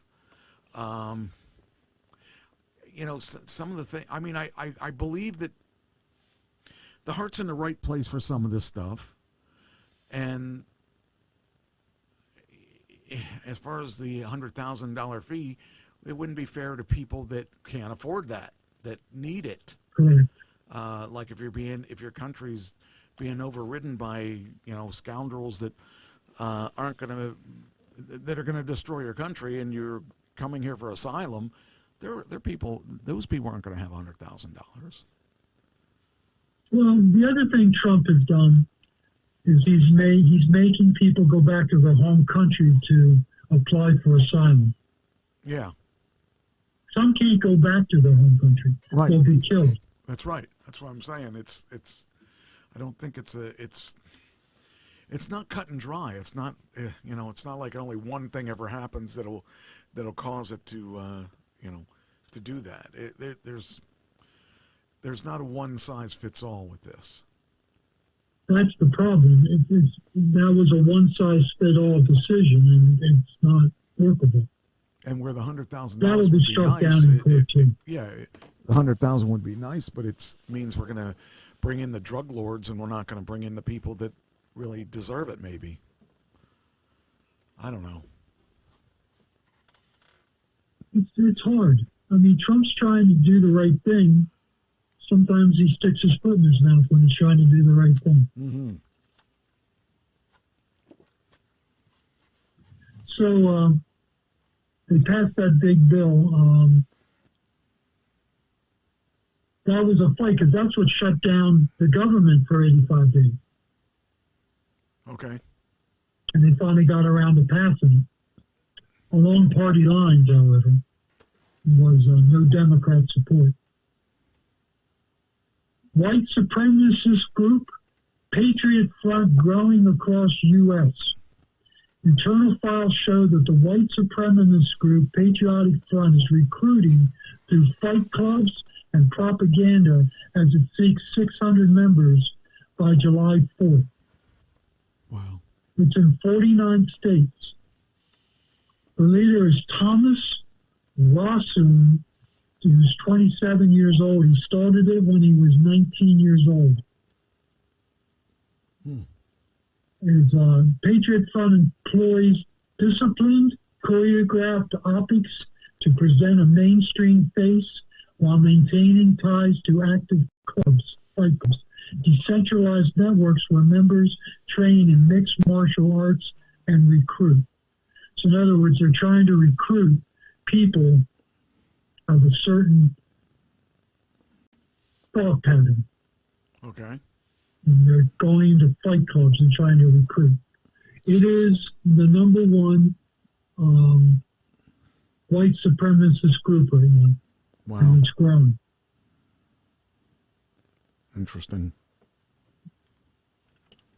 Studies show that smartphones are responsible for a decline in birth rates across the world. What?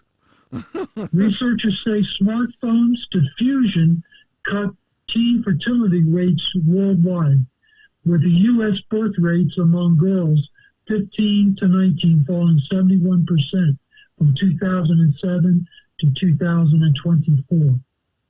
Two academic studies link smartphone adoption and plunging birth rates. Iran says It's a theory that has been going around for years. Now there's two studies that support it. It started out with the iPhone rollout and concluded that the spotty, staggered introduction of Apple devices accounted for up to half of the total U.S. fertility decline observed from 2007 to 2011. A second study was a global study that tracked smartphone and 4G network penetration across 128 countries, finding that teenage and young adult birth rates plummeted drastically in nations as diverse as Turkey, Mexico, Iran, and Chile, the exact moment high-speed mobile internet became a mass phenomenon. Huh. Well, that's interesting. It is interesting. I don't know what they're going to do about it, because who's going to give up their smartphones? The kids aren't going to give them up. Exactly. Jeez.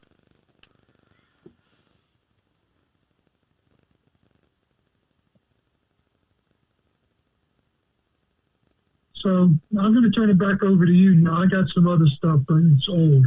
Well, I'm gonna continue on your subjects, because I got a couple that you didn't talk about that I thought you would talk about, and you probably will. And these might be some that you already think of talking about. Okay, so the White House Correspondents Association dinner they had a gunman attack. They rescheduled that event for July 24th without the gunman this time.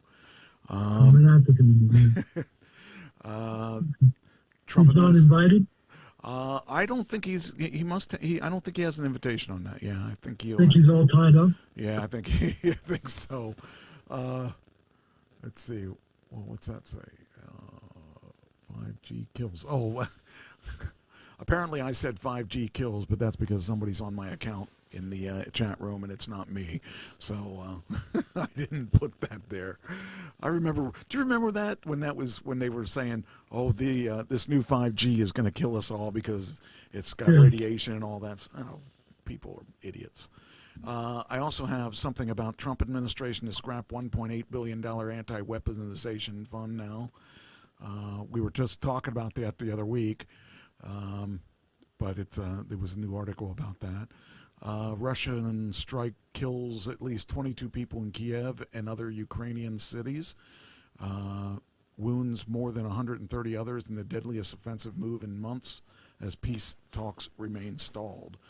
So that's in Russia. You know, Ukraine's winning the war right now. Well, that's good. I wish they'd win it and get it over with.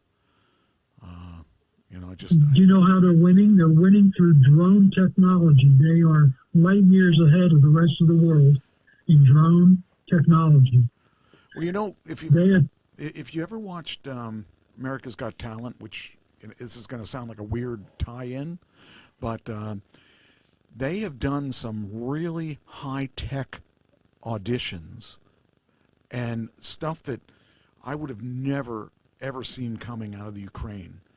Some of the things were with high-tech equipment that was light-oriented. Some of the stuff is like, it's amazing. The people of the Ukraine are so resilient, and they are so creative. And, I would love to see them win this and get this over with. Because the people there are very adamant that they don't want to be under Russia anymore. And I guess we'll see. But, Yeah, if they're winning, I'm not really surprised by that, other than that I guess neither side has money now. So it's been a war of the poor with weapons. They're killing, Ukraine is killing between 35 and 50,000 Russian soldiers a month. Wow. That's pretty good in a tech war where where there aren't as many people. Well, individual drones, individual cheap drones are finding Russian soldiers and going up and blowing them up. That's just amazing to me. You can watch the drone get within 2 feet before the drone goes silent. It kind of reminds you of Star Wars when you had the guys with the high-tech motorcycles, or whatever you want to call them, air cycles or whatever, going through, and then having those little Wookiee things that were like knocking them off their bikes and stuff, and beating them all up. But that's kind of what it reminds me of, is these guys. But these guys are, like I said, the people, the Ukraine, are pretty smart when it comes to technology, as far as what you would expect them to know. Some of the things they've shown up with America's Got Talent. I mean, that's a really weird comparison, but it isn't, because it tells you that they do have access to this stuff. So that to me is really interesting to watch.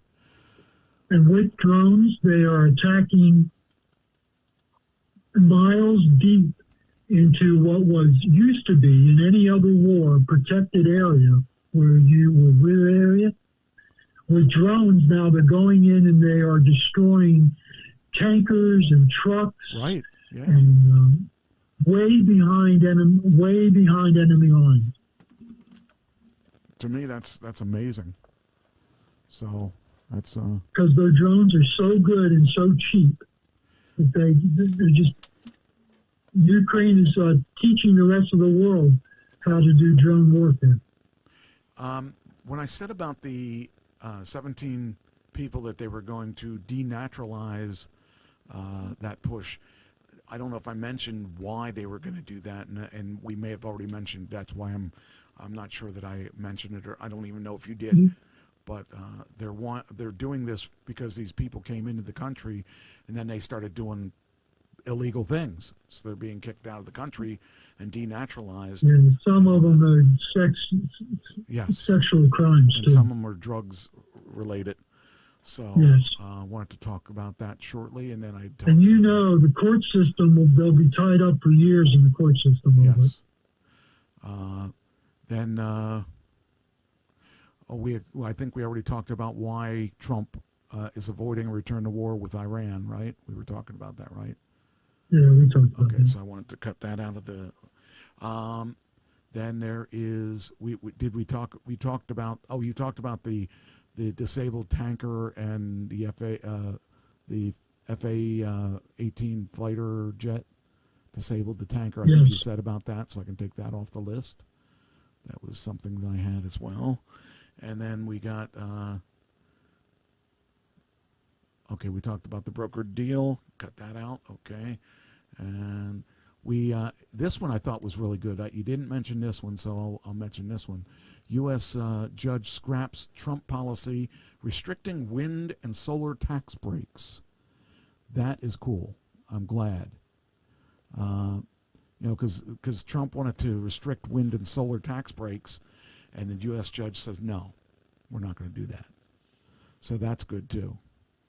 So, that's a good thing. Yeah, so we'll get back to actually trying to preserve energy and stuff, and that's something that I'm pro. I definitely want to see our country stay in the conserving energy, because we're not always going to have gas to rely on. We're not always going to have these things to rely on. So we got to look at other ways to power our country. So it's good that the U.S. judge did step in and say, no, we're not going to do that. Do you know what the problem with that though is? What's that? China is building 3 coal-fired electrical plants every week. Wow. Every month, every month. They're building 3 new ones a month. We're going to clean up our place, but we're not going to clean up China's place. That's okay, because if you look at it like the idea is we're going to do it the right way. The coal's not always going to be there, and you gotta look at the future. You gotta look at what's going to be available, and to me, that's really important that we look at things like this. Not that we should forget that the other things exist, but we should always try to progress forward. So to me, it's real important that we do that. Than rely on something that eventually is going to run out or be too expensive to run, and it's not good for the ecology. So yeah, I understand the need to do that, but I also understand the need that not do that. So I mentioned Biden's. I wanted to elaborate a little bit on the Biden's. The Democrats don't have anything going for them right now. It's really sad, but they really don't have anything going for them right now. And it's getting worse. If they don't find someone to lead their party,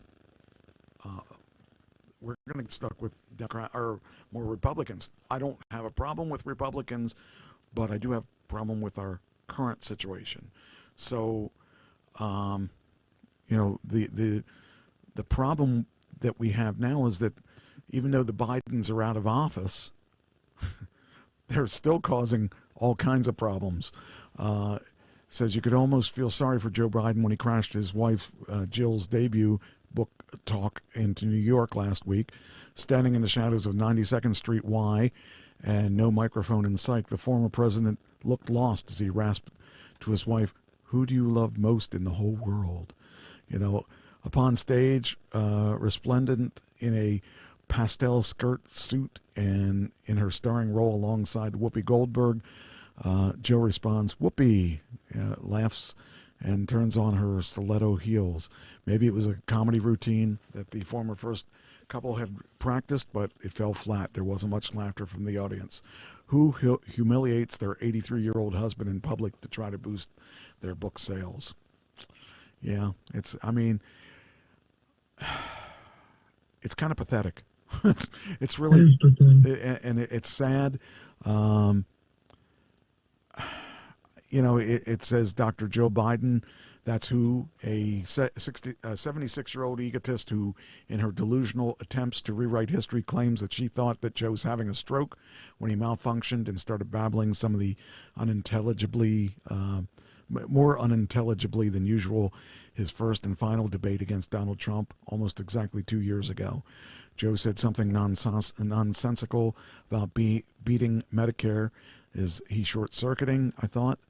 Is this a stroke? She wrote in her book, View from the East Wing, a memoir. That's the book, which was released Tuesday and languishing at number 42 on Amazon, which is really sad in it that's all she is, in being a former vice president, Mrs. or whatever they called, first lady, whatever it was. She should have been number one. That should have, but nobody cares. If Michelle Obama would have wrote a book, right, she'd have been on number one bestseller list. And even though she's been out of office or out of the White House for a long time, and it's just sad that people just were so fed up with the whole thing, and it just shows that their time is done. They have no influence whatsoever on the people, and it's really sad. And of course the drama continues, I believe, with his son too. I think there's still things going there. Okay, we talked about that. Oh, this is good. U.S. job openings rise to 7.6 million in April, the highest since May of 2024. So we got more job openings. Well, of course, we've got people out of work because of AI you were talking about earlier. So there's a place for them to find jobs there. But like you said, it's an adjustment period. It's going to hurt for a while. Yeah, it's going to hurt for a while. Adjust. And then the last thing I wanted to talk about in politics would be This isn't, I mean, really, this is less politics, more, it's, I put anything AI in the Elon Musk file. So Alphabet to raise $80 billion from stock sales to fund AI infrastructure, with Berkshire Hathaway investing $10 billion. Alphabet, Microsoft, Meta, and Amazon expect to spend about $700 billion on AI expenses. I mean, that's $700 billion on AI. That's just unheard of. That's just crazy. That's people still don't want the server farms. Yeah. Well, that's the one. Backyard. That's the good thing, is that people are stopping server farms from showing up. I'm happy about, because it scares me that much money can be put into these situations. Well, what are we going to do? We're going to have a demand for AI, and we're going to need the server farms to fund it in the leftover of Iran. Anyway, the World Cup's coming our way, and that's good. That means it's soon. Hopefully, we'll see my commercial. I really want to see that commercial. I'm really, really excited about that commercial. So hopefully it'll be released early that I can watch it. I looked for it yesterday and I couldn't find it anywhere yet. So they have not released, that company has not released a one yet. But it says, oh yeah, this is funny. So New York is one of the places. The one stadium in New York is where a lot of the FIFA things are going to happen. But at the same point, you get a chance to buy cannabis legally. So people from other countries will get to find cannabis. And they're ready for it. They're ready to, because you don't need any kind of license, apparently, or any kind of certificate to buy it. So it'll be interesting to see how well they're going to do next month, or this month, I guess, with their cannabis sales. So I found that interesting. I didn't even know that until today. I saw that, because I don't really sit around thinking about cannabis all day like a lot of people do. Woman in a state of paranoia falls 10 stories down a trash chute in New Jersey. This is so weird. She I don't know if she was doing drugs. I'm thinking she was probably doing drugs.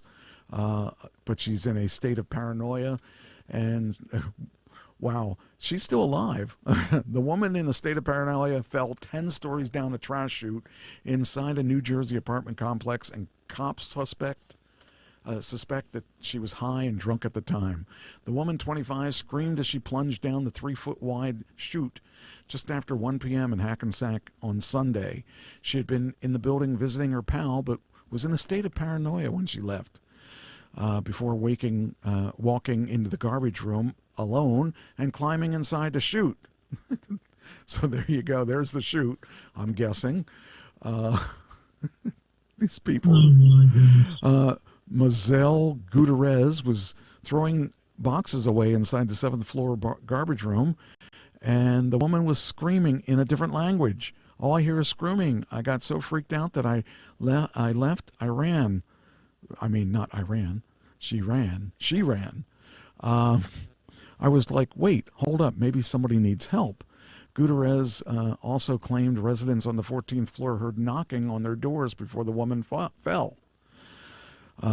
Fire crews who had rushed to the scene were unable to find the woman, but she landed on the 4th floor. She was stuck in the chute, and trash was backed up. The Hackensack Fire Department revealed. Investigators don't know the reason why the woman ended up in the chute, but cops concluded she was high on drugs and intoxicated. Oh, man. That's got to be really embarrassing. The woman was eventually rescued from the chute about 28 minutes after the firefighters first arrived on the scene. The fire department determined that she was in an area inaccessible by the trash door, so we had to commence breaching to reach her. And they cut away the panels on the, I guess that's what we were looking at.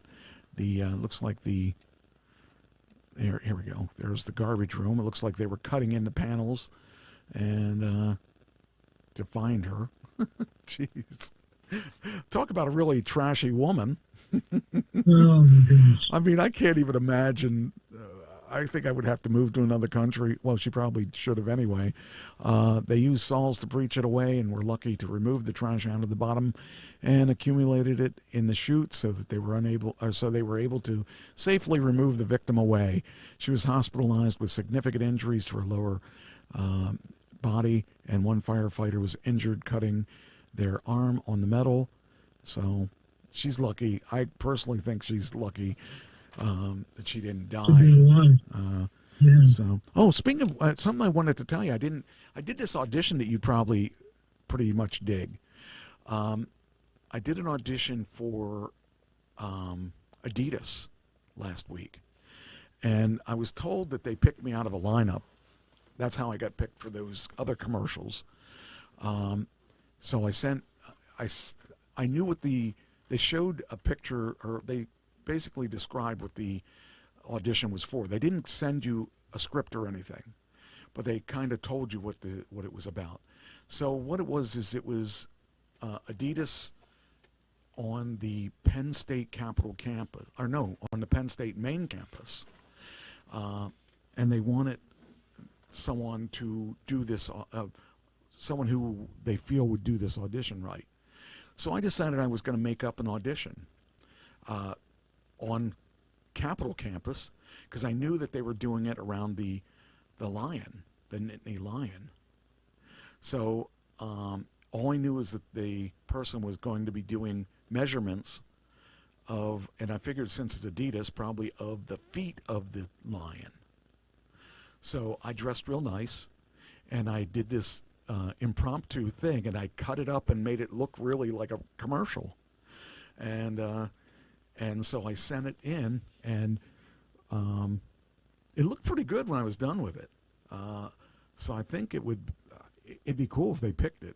I haven't heard back from them, but I mean, I did it on Thursday or Friday. I think I did it Thursday. But it was pretty cool. We went to the thing. I set my camera up. I set a couple different angles, and then I edited it together like I was doing this. I did it in one take for that, but then I zoomed in on different spots and made it look like close-ups of measuring his feet and stuff like that. And then I sent it in to him, and it's funny because my agent offered it to me, but I also saw it on one of the sites where she isn't, and so I submitted it twice. And I figured one way or the other they were going to see it. So I was making sure they were going to see it. I haven't heard back from them, but I didn't hear back from them, from the other people, till a week or so later. So if I don't get it, I don't get it, but it was still fun to do. So let's hope that I get the Adidas thing. But the one that I did for the FIFA thing was for the Le Combre, the coffee, and that's the one I want to see, because that's the one I actually did really. I had a good time with it. So we'll see how it worked out. I'd like to see it work out good. Rob Reiner's son is in the news again. He demands his $1.5 million inheritance as he stands trial for his parents' brutal murder. And I can tell you that the brothers and sister, or I don't know if it was brother and sisters or brothers and sister. I think it was 2 sisters and a brother. Anyway, they're totally against him getting this money. They don't want him to use that money. It says here, accused murderer Nick Reiner is fighting in court to get his inheritance left by his parents. He's accused of stabbing to death in their $20 million Los Angeles mansion. The court petition shows he's fighting to get $750,000 of his $1.5 million trust as his legal bills pile up. His legendary film director father, Rob Reiner, and his mother, Michelle, set aside a trust for him, dictating he was to receive half of the funds when he turned 30 and the other half when he turned 35. And needless to say, the the brother and sisters are not for him getting that money. Any of it. No, none of it. Reiner, 32, now claims a trustee lawyer, Paul Kahn, or Cannon, I guess it is, has refused to hand over the funds, alleging unsubstantiated concerns about Nick's so-called competence to manage a trust. The accused murderer hired high-profile defense attorney Alan Jackson to represent him in court, but the lawyer withdrew from the case when Cannon refused to hand over the money, forcing Reiner to rely on the services of a public defender. The petition states time is of the essence to get the money to pay Jackson, and argued that any continued delay risks jeopardizing my defense in the criminal matter. I don't think he deserves anything. I personally say that if you kill your parents and you're in a drunken or altered state, whatever it was, and I'm thinking it was drugs, not alcohol, you shouldn't even get anything. You should die as well as you. I mean, you killed your parents. Why should you live? You know? But that's just me. So. Well, I don't disagree with you at all. You shouldn't any of them one. Public defender's good enough. Yeah. In the meantime, for reasons unknown, the petitioner, the trustee, continues to deplete Nick's funds by paying lawyers to raise one reason or another for holding on to Nick's money for another 2 years, all of which violate the plain terms of the trust. Reiner, who has a history of drug and mental health struggles, was arrested on 2 counts of murder. So I don't even think it. I think it's all, like, as far as I'm concerned, he should be in jail forever if he doesn't get the death penalty. So, I mean, even if we all know that he's not stable, whether it be because he did drugs or whatever, it don't matter why, but he killed 2 people. In California, he won't get the death penalty, Yeah, I'm sure. I'm sure, and that I personally think that there's certain things that you can't come back from. Especially killing your parents, you can't come back from. Yeah, you can't, and the siblings aren't going to forgive him. So, here's a really weird story. So this guy, son exhumes dad's grave for answers. He finds a stranger's body in the casket. What a weird thing. A son who was told his missing dad had died more than 40 years ago has exhumed the body, and they buried the wrong person. How could they? Oh, well, I know how they figured it out.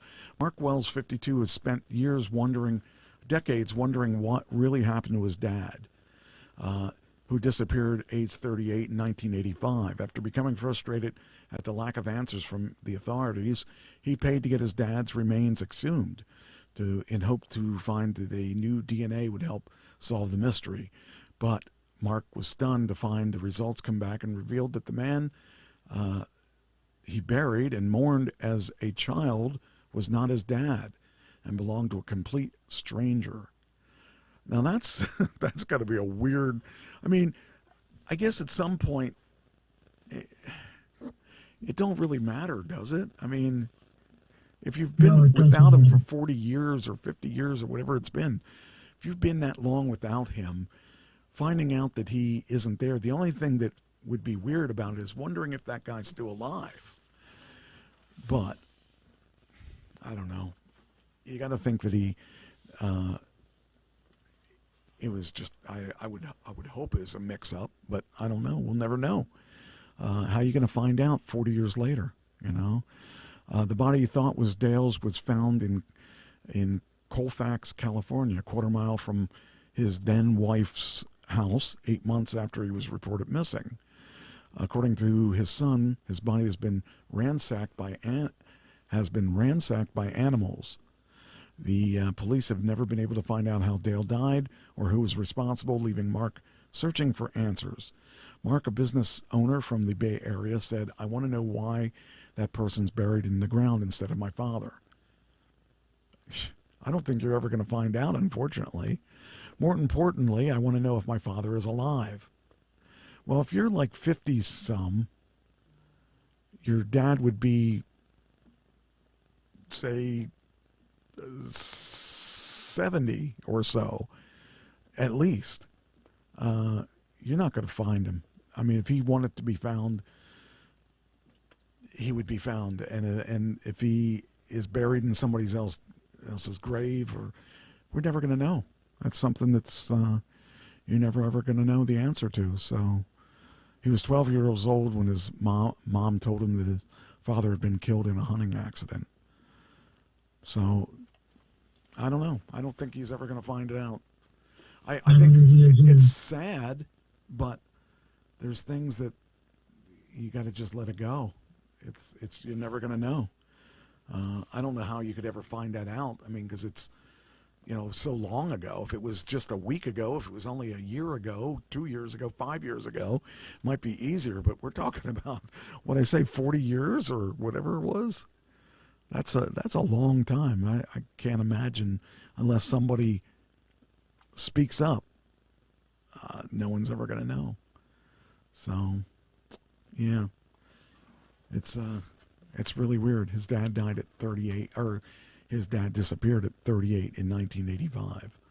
So you're never going to know. So,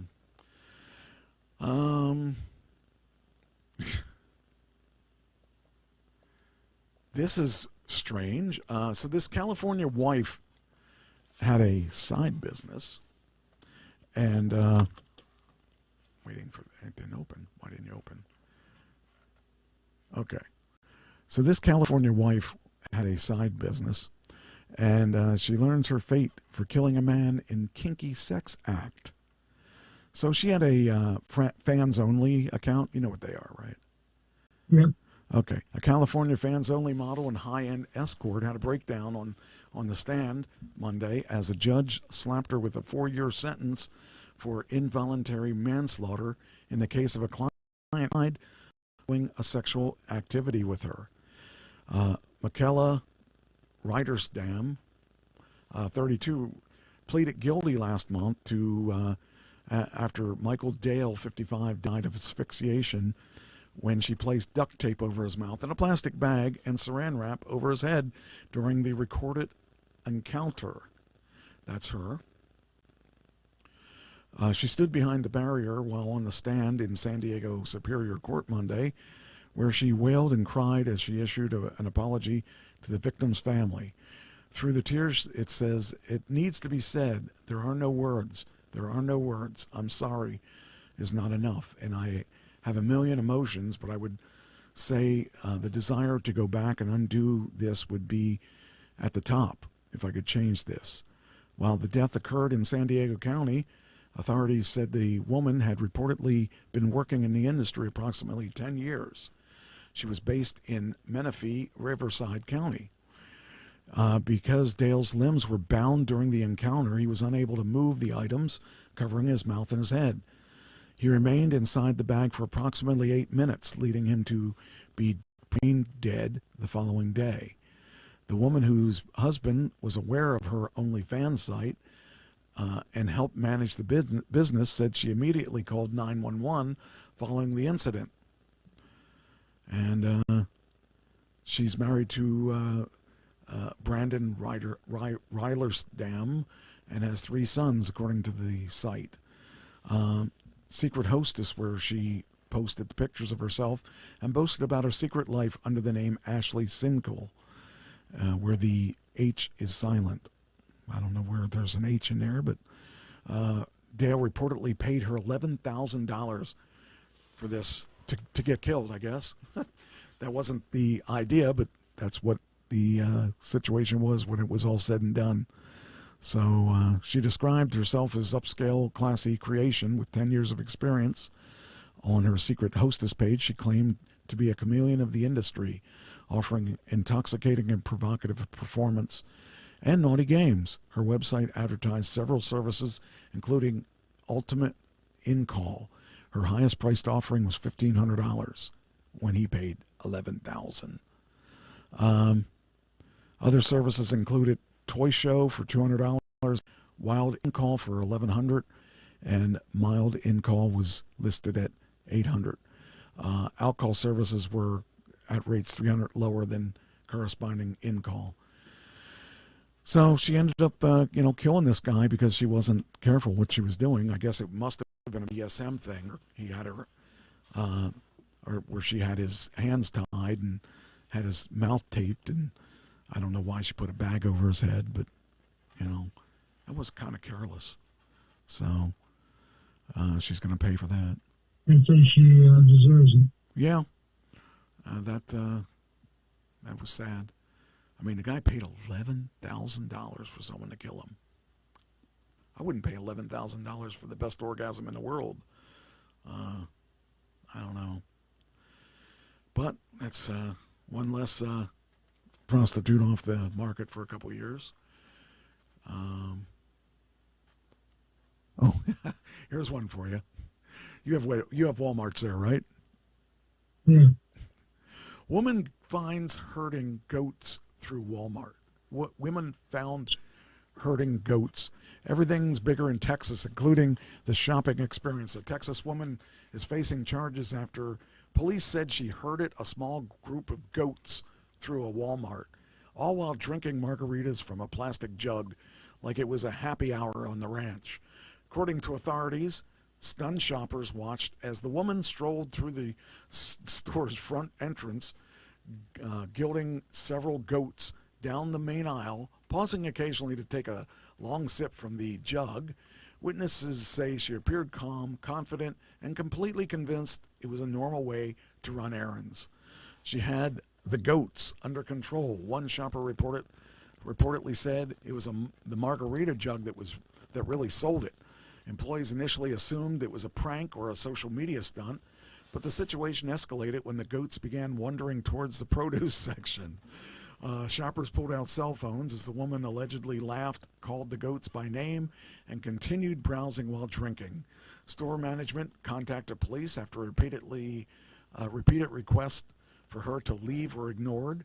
Officers arrived to find goats calmly standing near the end cap while the woman finished what was reportedly described as a road march.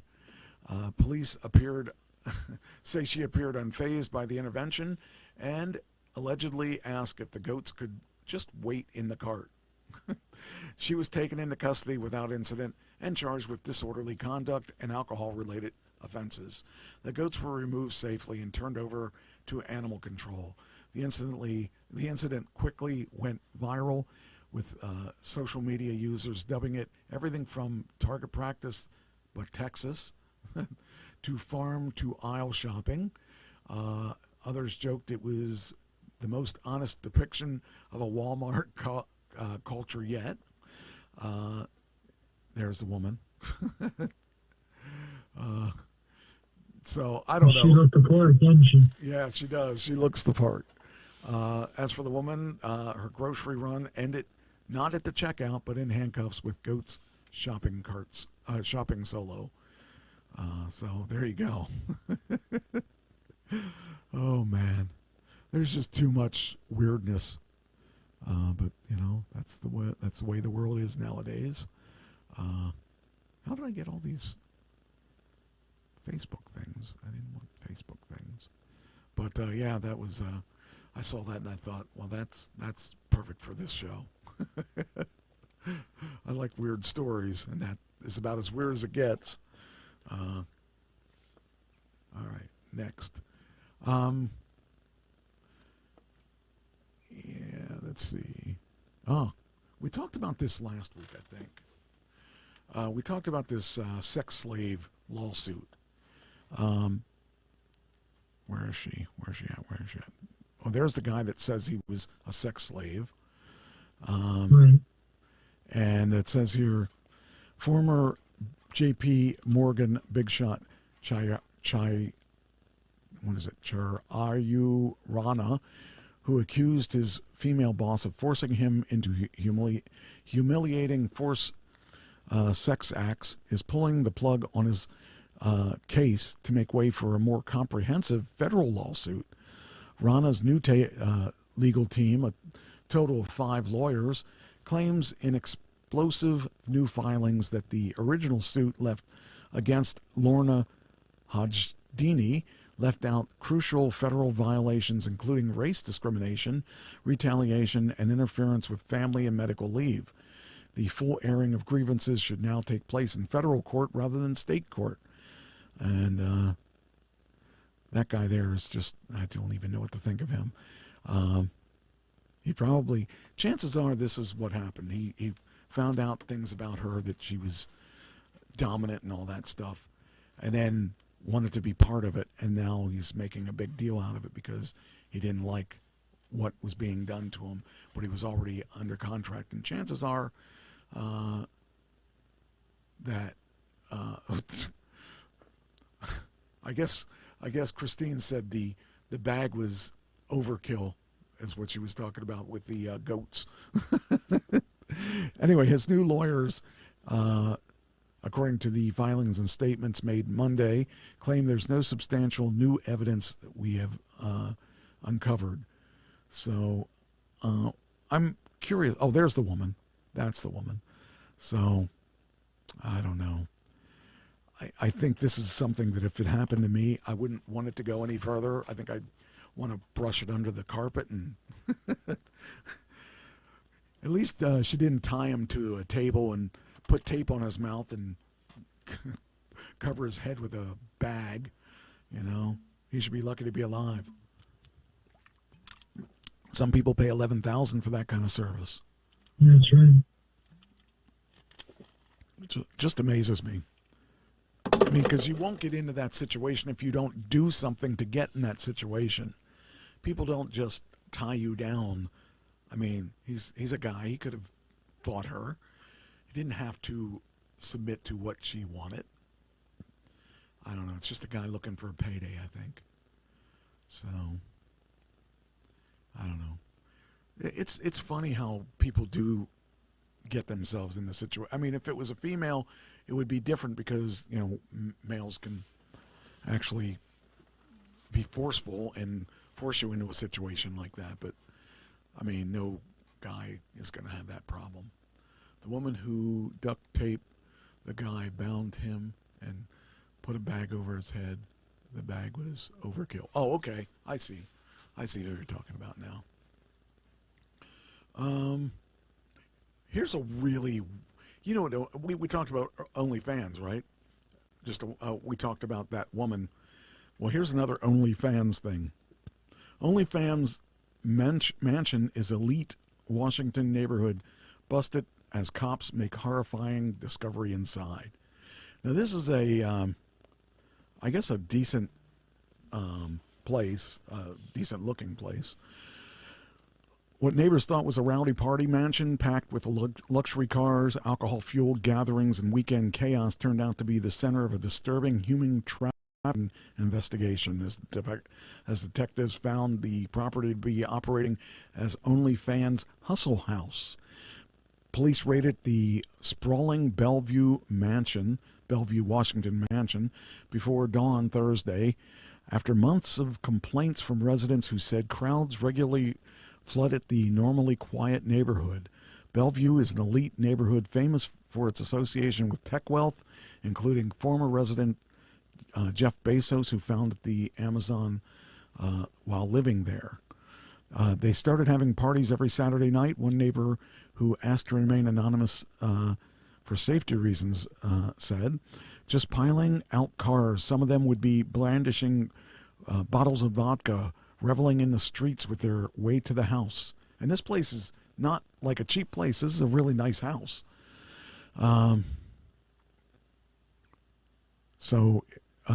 Neighbors said the activity began shortly after the tenants moved into the home last fall.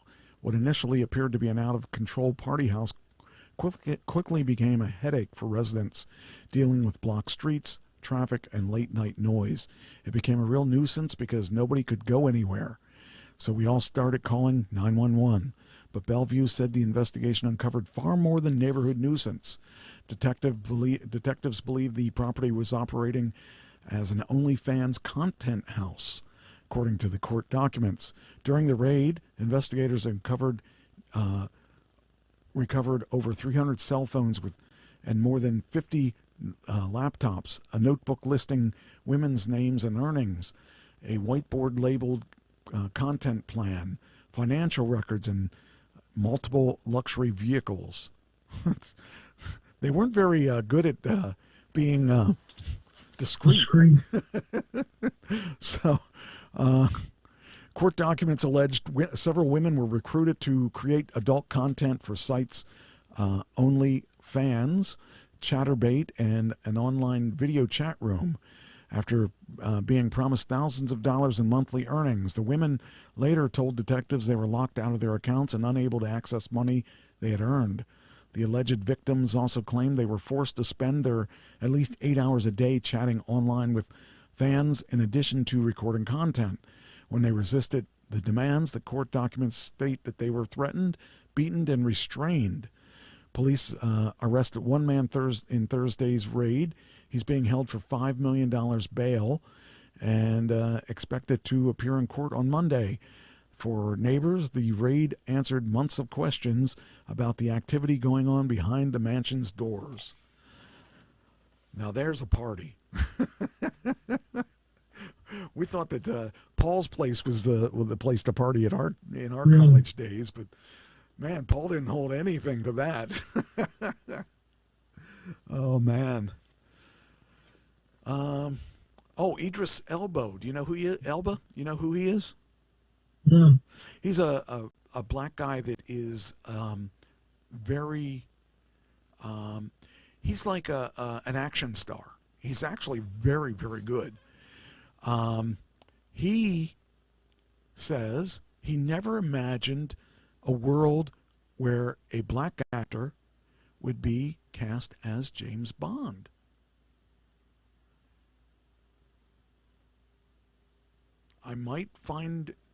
It could happen. I thought he was actually in the running for it. James Bond was written for a reason. I didn't read the whole article, so I just thought it was. I think it would work because they were actually the one James Bond. They had a female. James Bond is not a character that's one person. I mean, we've had how many James Bonds just in our lifetime? But James Bond is a character, or is a nickname for a character, but they become James Bond. You become that character. That's how they explained it. That's why each James Bond had its own characteristics. And I think they had a female James Bond. Actually, she was a black female James Bond. I thought there was going to be one. She was in one of the last Craig. I forget Craig's last name. The one where Craig, the guy with the name Craig, was the James Bond for a couple seasons. But I thought he was going to induct her as the next James Bond, and nothing ever happened. So I don't know. It says Elba was open to the idea of playing James Bond when the casting speculation began back in 2015. If human beings want to know if there's any connection between all of us, the one thing I've heard around the world is that you'll be great at James Bond. I could see him as James Bond. He'd be a cool James Bond. Oh, there's the guy that I was thinking of. What's his name? I can't remember. It was Craig. I can't think of his last name. Daniel Craig. So his last name was Craig. Anyway, yeah, when he was James Bond, he had saved this one girl, and she was speculated to be the next James Bond, and she never really became it. I don't think there's been any James Bond's movies since then. But I wouldn't be opposed to a black James Bond. I wouldn't be opposed to a woman James Bond. James Bond, as long as the writing is good, the movie will do well. So, I don't know. What do you think? I wouldn't have a problem with it. Yeah, I think it'd be, if they're going to be woke, I mean... As long as they're good at it. Yeah, if they're going to be woke, they got to make it a female. As long as it isn't woke. Well, I don't mind it being woke if it's woke for the right reasons. You don't make it, if it's a black man, that's fine. I don't care. If he's a good actor and he fits the role, then that should be him, If it's a female, that works too. Then it would be Jane Bond, I guess. Here's something I wanted to definitely talk about. I got this. Okay, I got to start at the very beginning of this. Okay, so going to put this. Let's see here. Where's my lucky ducky screen that I made? Let's see. Here it is. Okay. So we're going to a hidden screen here. There it is. Okay. Okay, now I need you to go away. Not now. Okay, so I wanted to talk about this. I got this email, claim ID, and settlement and second distribution status update. Dear Mike Tras9h, your initial payment for Facebook Inc. consumer privacy user profile litigation was successful. And that's true. I did get one, and I did get it in my PayPal account. It says a second distribution of settlement benefits will commence in June, and payments will be sent in batches over the following 4 weeks. You'll receive an additional email approximately 3 or 4 days before your additional settlement is issued. Please check your email during this period of time. And then it says, for more information, you go to this website, www.facebookuserprivacysettlement.com. Okay, so the first thing I think is I did get a settlement from the first round. So I thought maybe it's legit, maybe it's not legit. But the thing that sent a red flag up is that this popped up on my virus scan. It said that this is, we prevented your connection to this because it's a dangerous web page. So is this real or not? So what do? I went to my good old-fashioned AI and I said, is this website good? So, I don't know. I assume that it is, but I don't know that. And and in fact, here it is. It says, is this a legit website or a scam? And I said, yes, it's a legitimate court-approved website in Facebook consumer privacy user profile litigation class action settlement. And why is it legit? It's used by courts and law firms, and so basically it's saying, yes, it's legit. Scam Advisor does give it a low trust score, and the main reason is its owner identity is hidden on whois. It's got low traffic rank. And it has all these reasons why it was considered a scam by my AG virus scans. So what's this site for? It's for that. Now, the first settlement that I got was for $30 or something like that. $29.43 is what I got from them. Second distribution started June 9th. Started today. What's today? Today's the 9th? Yeah. And I'll be getting another payment of some sort. So the claims deadline is passed, which I had already submitted back in the August 23rd or 25th, 2025. So you can't file now, but what happened was not everybody took their distribution, so there's still money left, which means they've got to give that money out. So that means I'm getting another payment of something. And so it says they're not going to ask for anyway. So basically, it says, "Do you want me to help you? Is there anything you need for a second round payment?" I said yes. So I had to check to see if I'm eligible for the payment, and yes, I am because I got the first payment. So I'm getting another payment from Facebook. Isn't that nice that they pay Mike Tras9h for this? Yeah. And I did get my first payment, and it was really nice. I mean, $30 is $30. So I just kind of thought that was cool. So if anybody gets this, be looking for it. You have a claim number. So if anybody gets one of these, it is legit. So don't just disregard it. And if you got a payment once, chances are you're going to get a second payment. If you didn't get a payment once, you're not going to get it. But I just wanted to tell people, I double-checked to make sure it was real because, my virus scan wouldn't let me go there. But it is legit. So, yeah. There we go. All right. Now, back to the fraud picture. All right. Now, I talked about earlier today, we talked about Super Mario.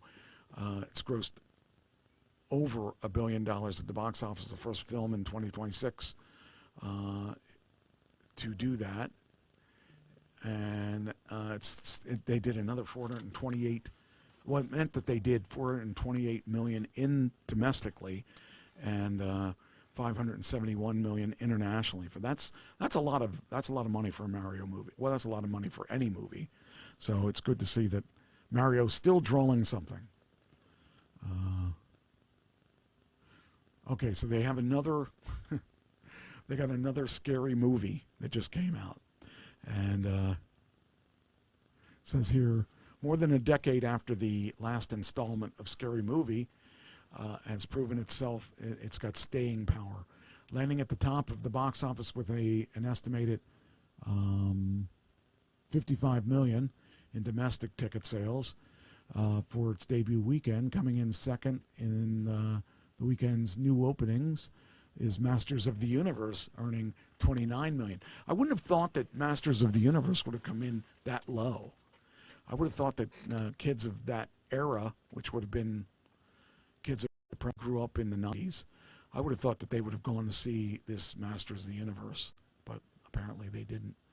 So the Masters of the Universe did 29.3 million at the domestic box office. The A24's Backrooms did 25.9 million. This is its probably fourth week, so that's pretty good for that one. And Obsession. Hey, Mike, keep talking. Okay. And then Obsession came in fifth. So I guess let's take a look at the box office report here. Let's see what we got here. There we go. So apparently Masters of the Universe really crashed and did horribly. Scary Movie, for a movie that is a sequel and it's supposed to be a comedy, it did okay. It beat all the other ones. So this Backrooms is a intriguing movie. I want to see what it is now because it's been doing really well at the box office. So I'd like to see what it is actually all about. And the Obsession, I don't know anything about it, so I didn't see that one either. So we'll see what. I just thought it was funny that the movies are actually doing fairly well. They're doing better than they've done for years, and it's good to see that they are coming back. I got a news story about our favorite thing, Warner Brothers and Skydance and Paramount. This is the story that just won't go away, and it's crazy. Writers and actors, crew members, small business owners expressed their opposition to the $111 billion now that this is going towards. Transaction in Beverly Hills Saturday. It'll be the final domino that knocks everything else down. So people are opposed. Netflix was smart. Getting out of this was probably they got out at the right time. Yeah, because these guys, they're still having problems with people approving this merger. It says here that writers, actors, crew members, and small business owners made dire predictions for the proposed 111. Wasn't it 80 at some point, or 79 million at some point? 78 million. Yeah, and it just is now at $111 billion. And it's still not happening because the thing that says some expressed feelings of powerlessness at the prospect of one historic studio swallowing another, a transaction Warner Brothers shareholders approved in April. Others, while including moderator and former FTC commissioner and current American Economic Liberties senior advisor Alvaro Bedoya, urged a transaction isn't done deal yet and called for hope. On Friday, Reuters reported that California, New York, and other state attorneys are preparing a lawsuit to block the merger after the California Attorney General Rob Bonta previously promised to look into the deal. Nevertheless, many in the room didn't seem to be banking on that suit. Stopping the transaction. One person who identified as a producer, but like many speakers at the town hall, didn't say her name, described a Paramount Warner Brothers deal in existent terms. A domino fell during the pandemic. Another fell during the writer's strike. All right, I can't read this if you're up. Okay. If Paramount merges with Warner Brothers, it might be the final domino that knocks everything down. I think they're exaggerating on this because we had how many different versions of this, and this is the first that anybody said something this bad. The fear that the Hollywood mega merger would lead to thousands of layoffs, it's going to be thousands of layoffs, or else they're not going to be around anymore. There's a situation where there's a reason they wanted to sell it.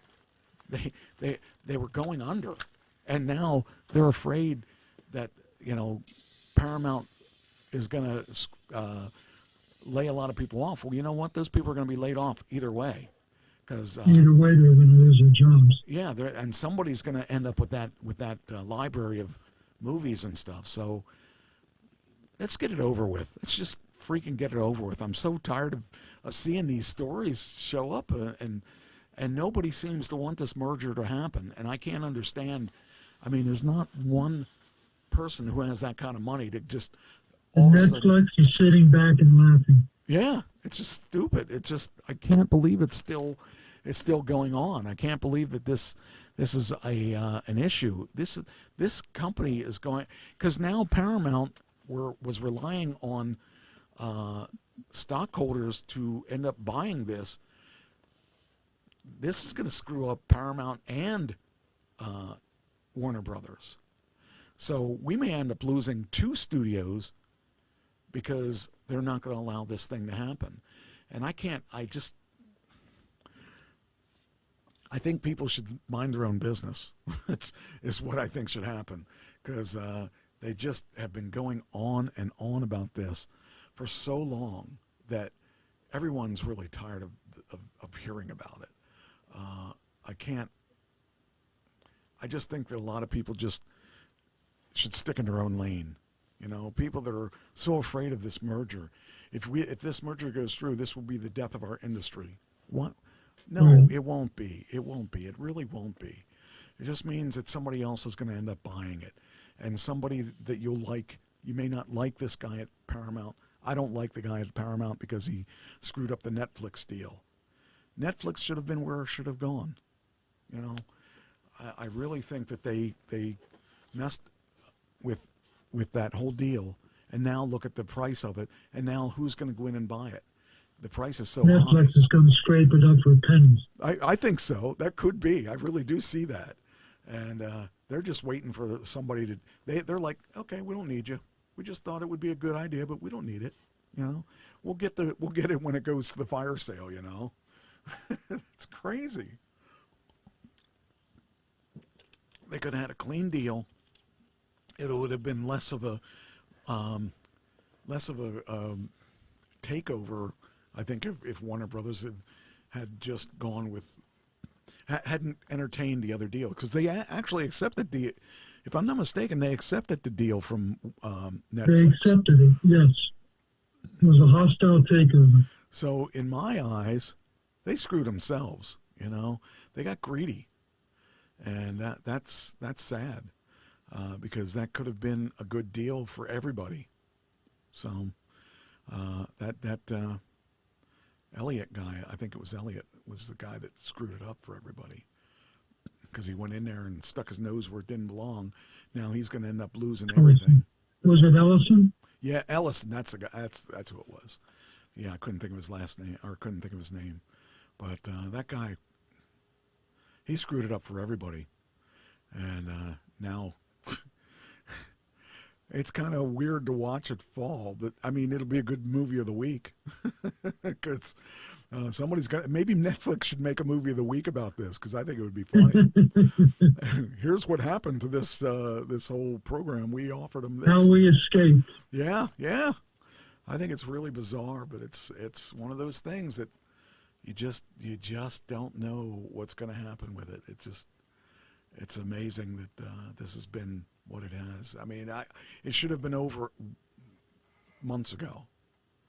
So you threw your hat you might have thought that you were throwing the hat in a good place, but I think you threw it into the fire, and now we're going to have a fire sale. So I don't know. I just think it's weird.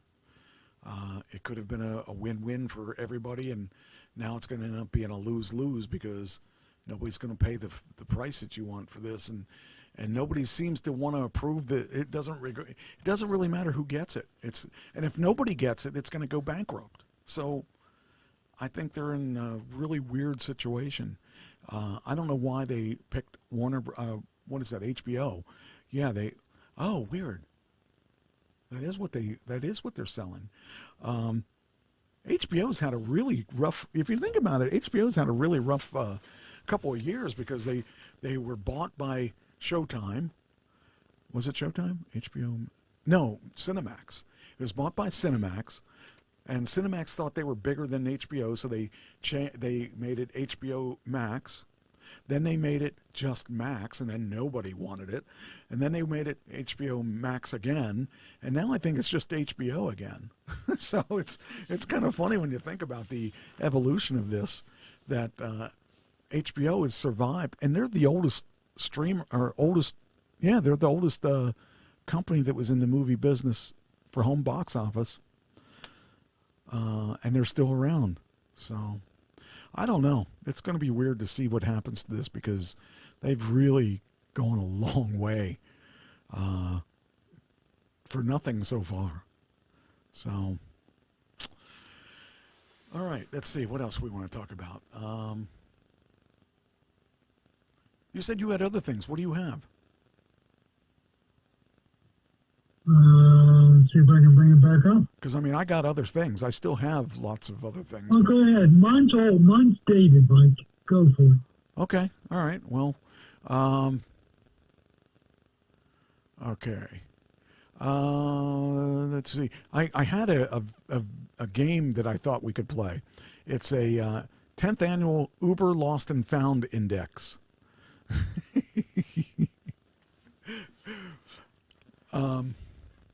Basically, name something you think that people lost at Uber.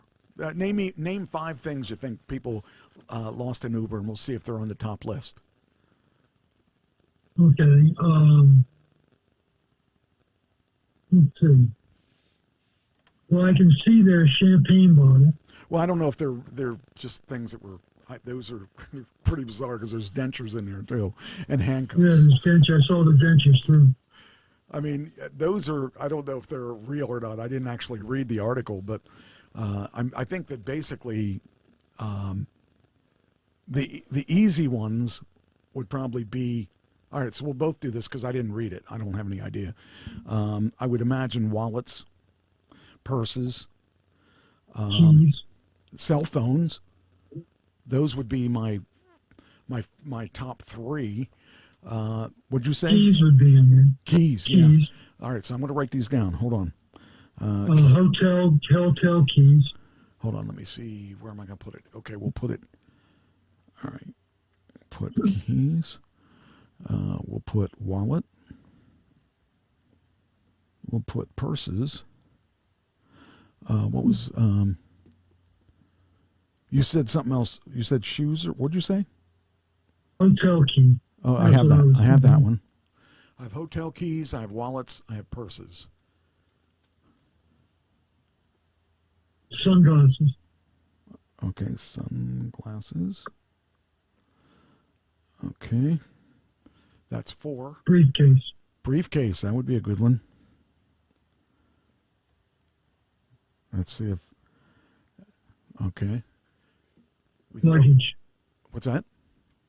Luggage. Luggage. Yeah. Okay. Luggage. Okay. Want to go with those or just, do you want to add any more? Thinking of a raincoat. Raincoat? Okay. I'm just thinking of what someone would jump out of their car and forget. I don't know. Probably none of these are in the top 10, right? I would imagine they all should be, but who knows? I had a bunch of them, and I can't think of any right now. Just because we see them, let's put dentures on there. Why not? I don't know if any of those are real or not. I doubt that handcuffs would be one, and I doubt that goldfish would be one. Teddy Ruxpin, I doubt it. This is 25. Mannequin wouldn't be one. Unless it was the date. Well, true. I left my date in the taxi. Could you please, I don't. Maybe headphones. Headphones would be. Headphones, sure, that would be good. The thing is, this is so. We're picking all easy stuff that should would probably be the one maybe would, but chances are it's an article that's saying weird things that headphones. All right, those are. Let's see how many we got there. All right, let me hit this up. Get bigger number. It's only 11. I want it to be 20. 1, 2, 3, 4, 5, 6, 7, 8, 9. Let's pick for one more name, one more thing. That way we'll have 10. Lunch. Okay, that's probably one. Okay. All right, let's see how many we matched, or if we matched any. All right, here we go. All right. Here we go. 50 most unique lost items. Here we go. Ready? Dentures with 2 teeth. What? Ooh. Okay. If this is the way it's going to be, this is the most unique. Oh, okay. So maybe there's okay, these are the most unique ones. Dentures with 2 teeth, breast milk, human hair, Donny Osmond group picture, an ankle monitor, 420 donuts, George Washington Hospital discharge papers, a sack of marbles, oxygen tank, gold mouth grills, brand new mini fridge. What? One red bottom Louboutin heel, electric harness, live fish, mannequin. I guess those pictures on the seat were real. Yeah, they were, weren't they? 2 trees, cape with Statue of Liberty on it, $200 worth of Temu items, grass. Wonder if it's the grass that you smoke. A texture photo with rhinestone picture of Jesus. A 75-gallon fish tank. How do you forget a 75-gallon fish tank? Must be in the trunk or something. A pool stick in a case. A fish loin for my restaurant. What? 2 chrome exhaust tips. Portable thermal printer. A bald cap. A dishwasher. A respirator with a hard hat for work. A wizard wand. A welding helmet. 2-pound blue raspberry gushers. A shower pole.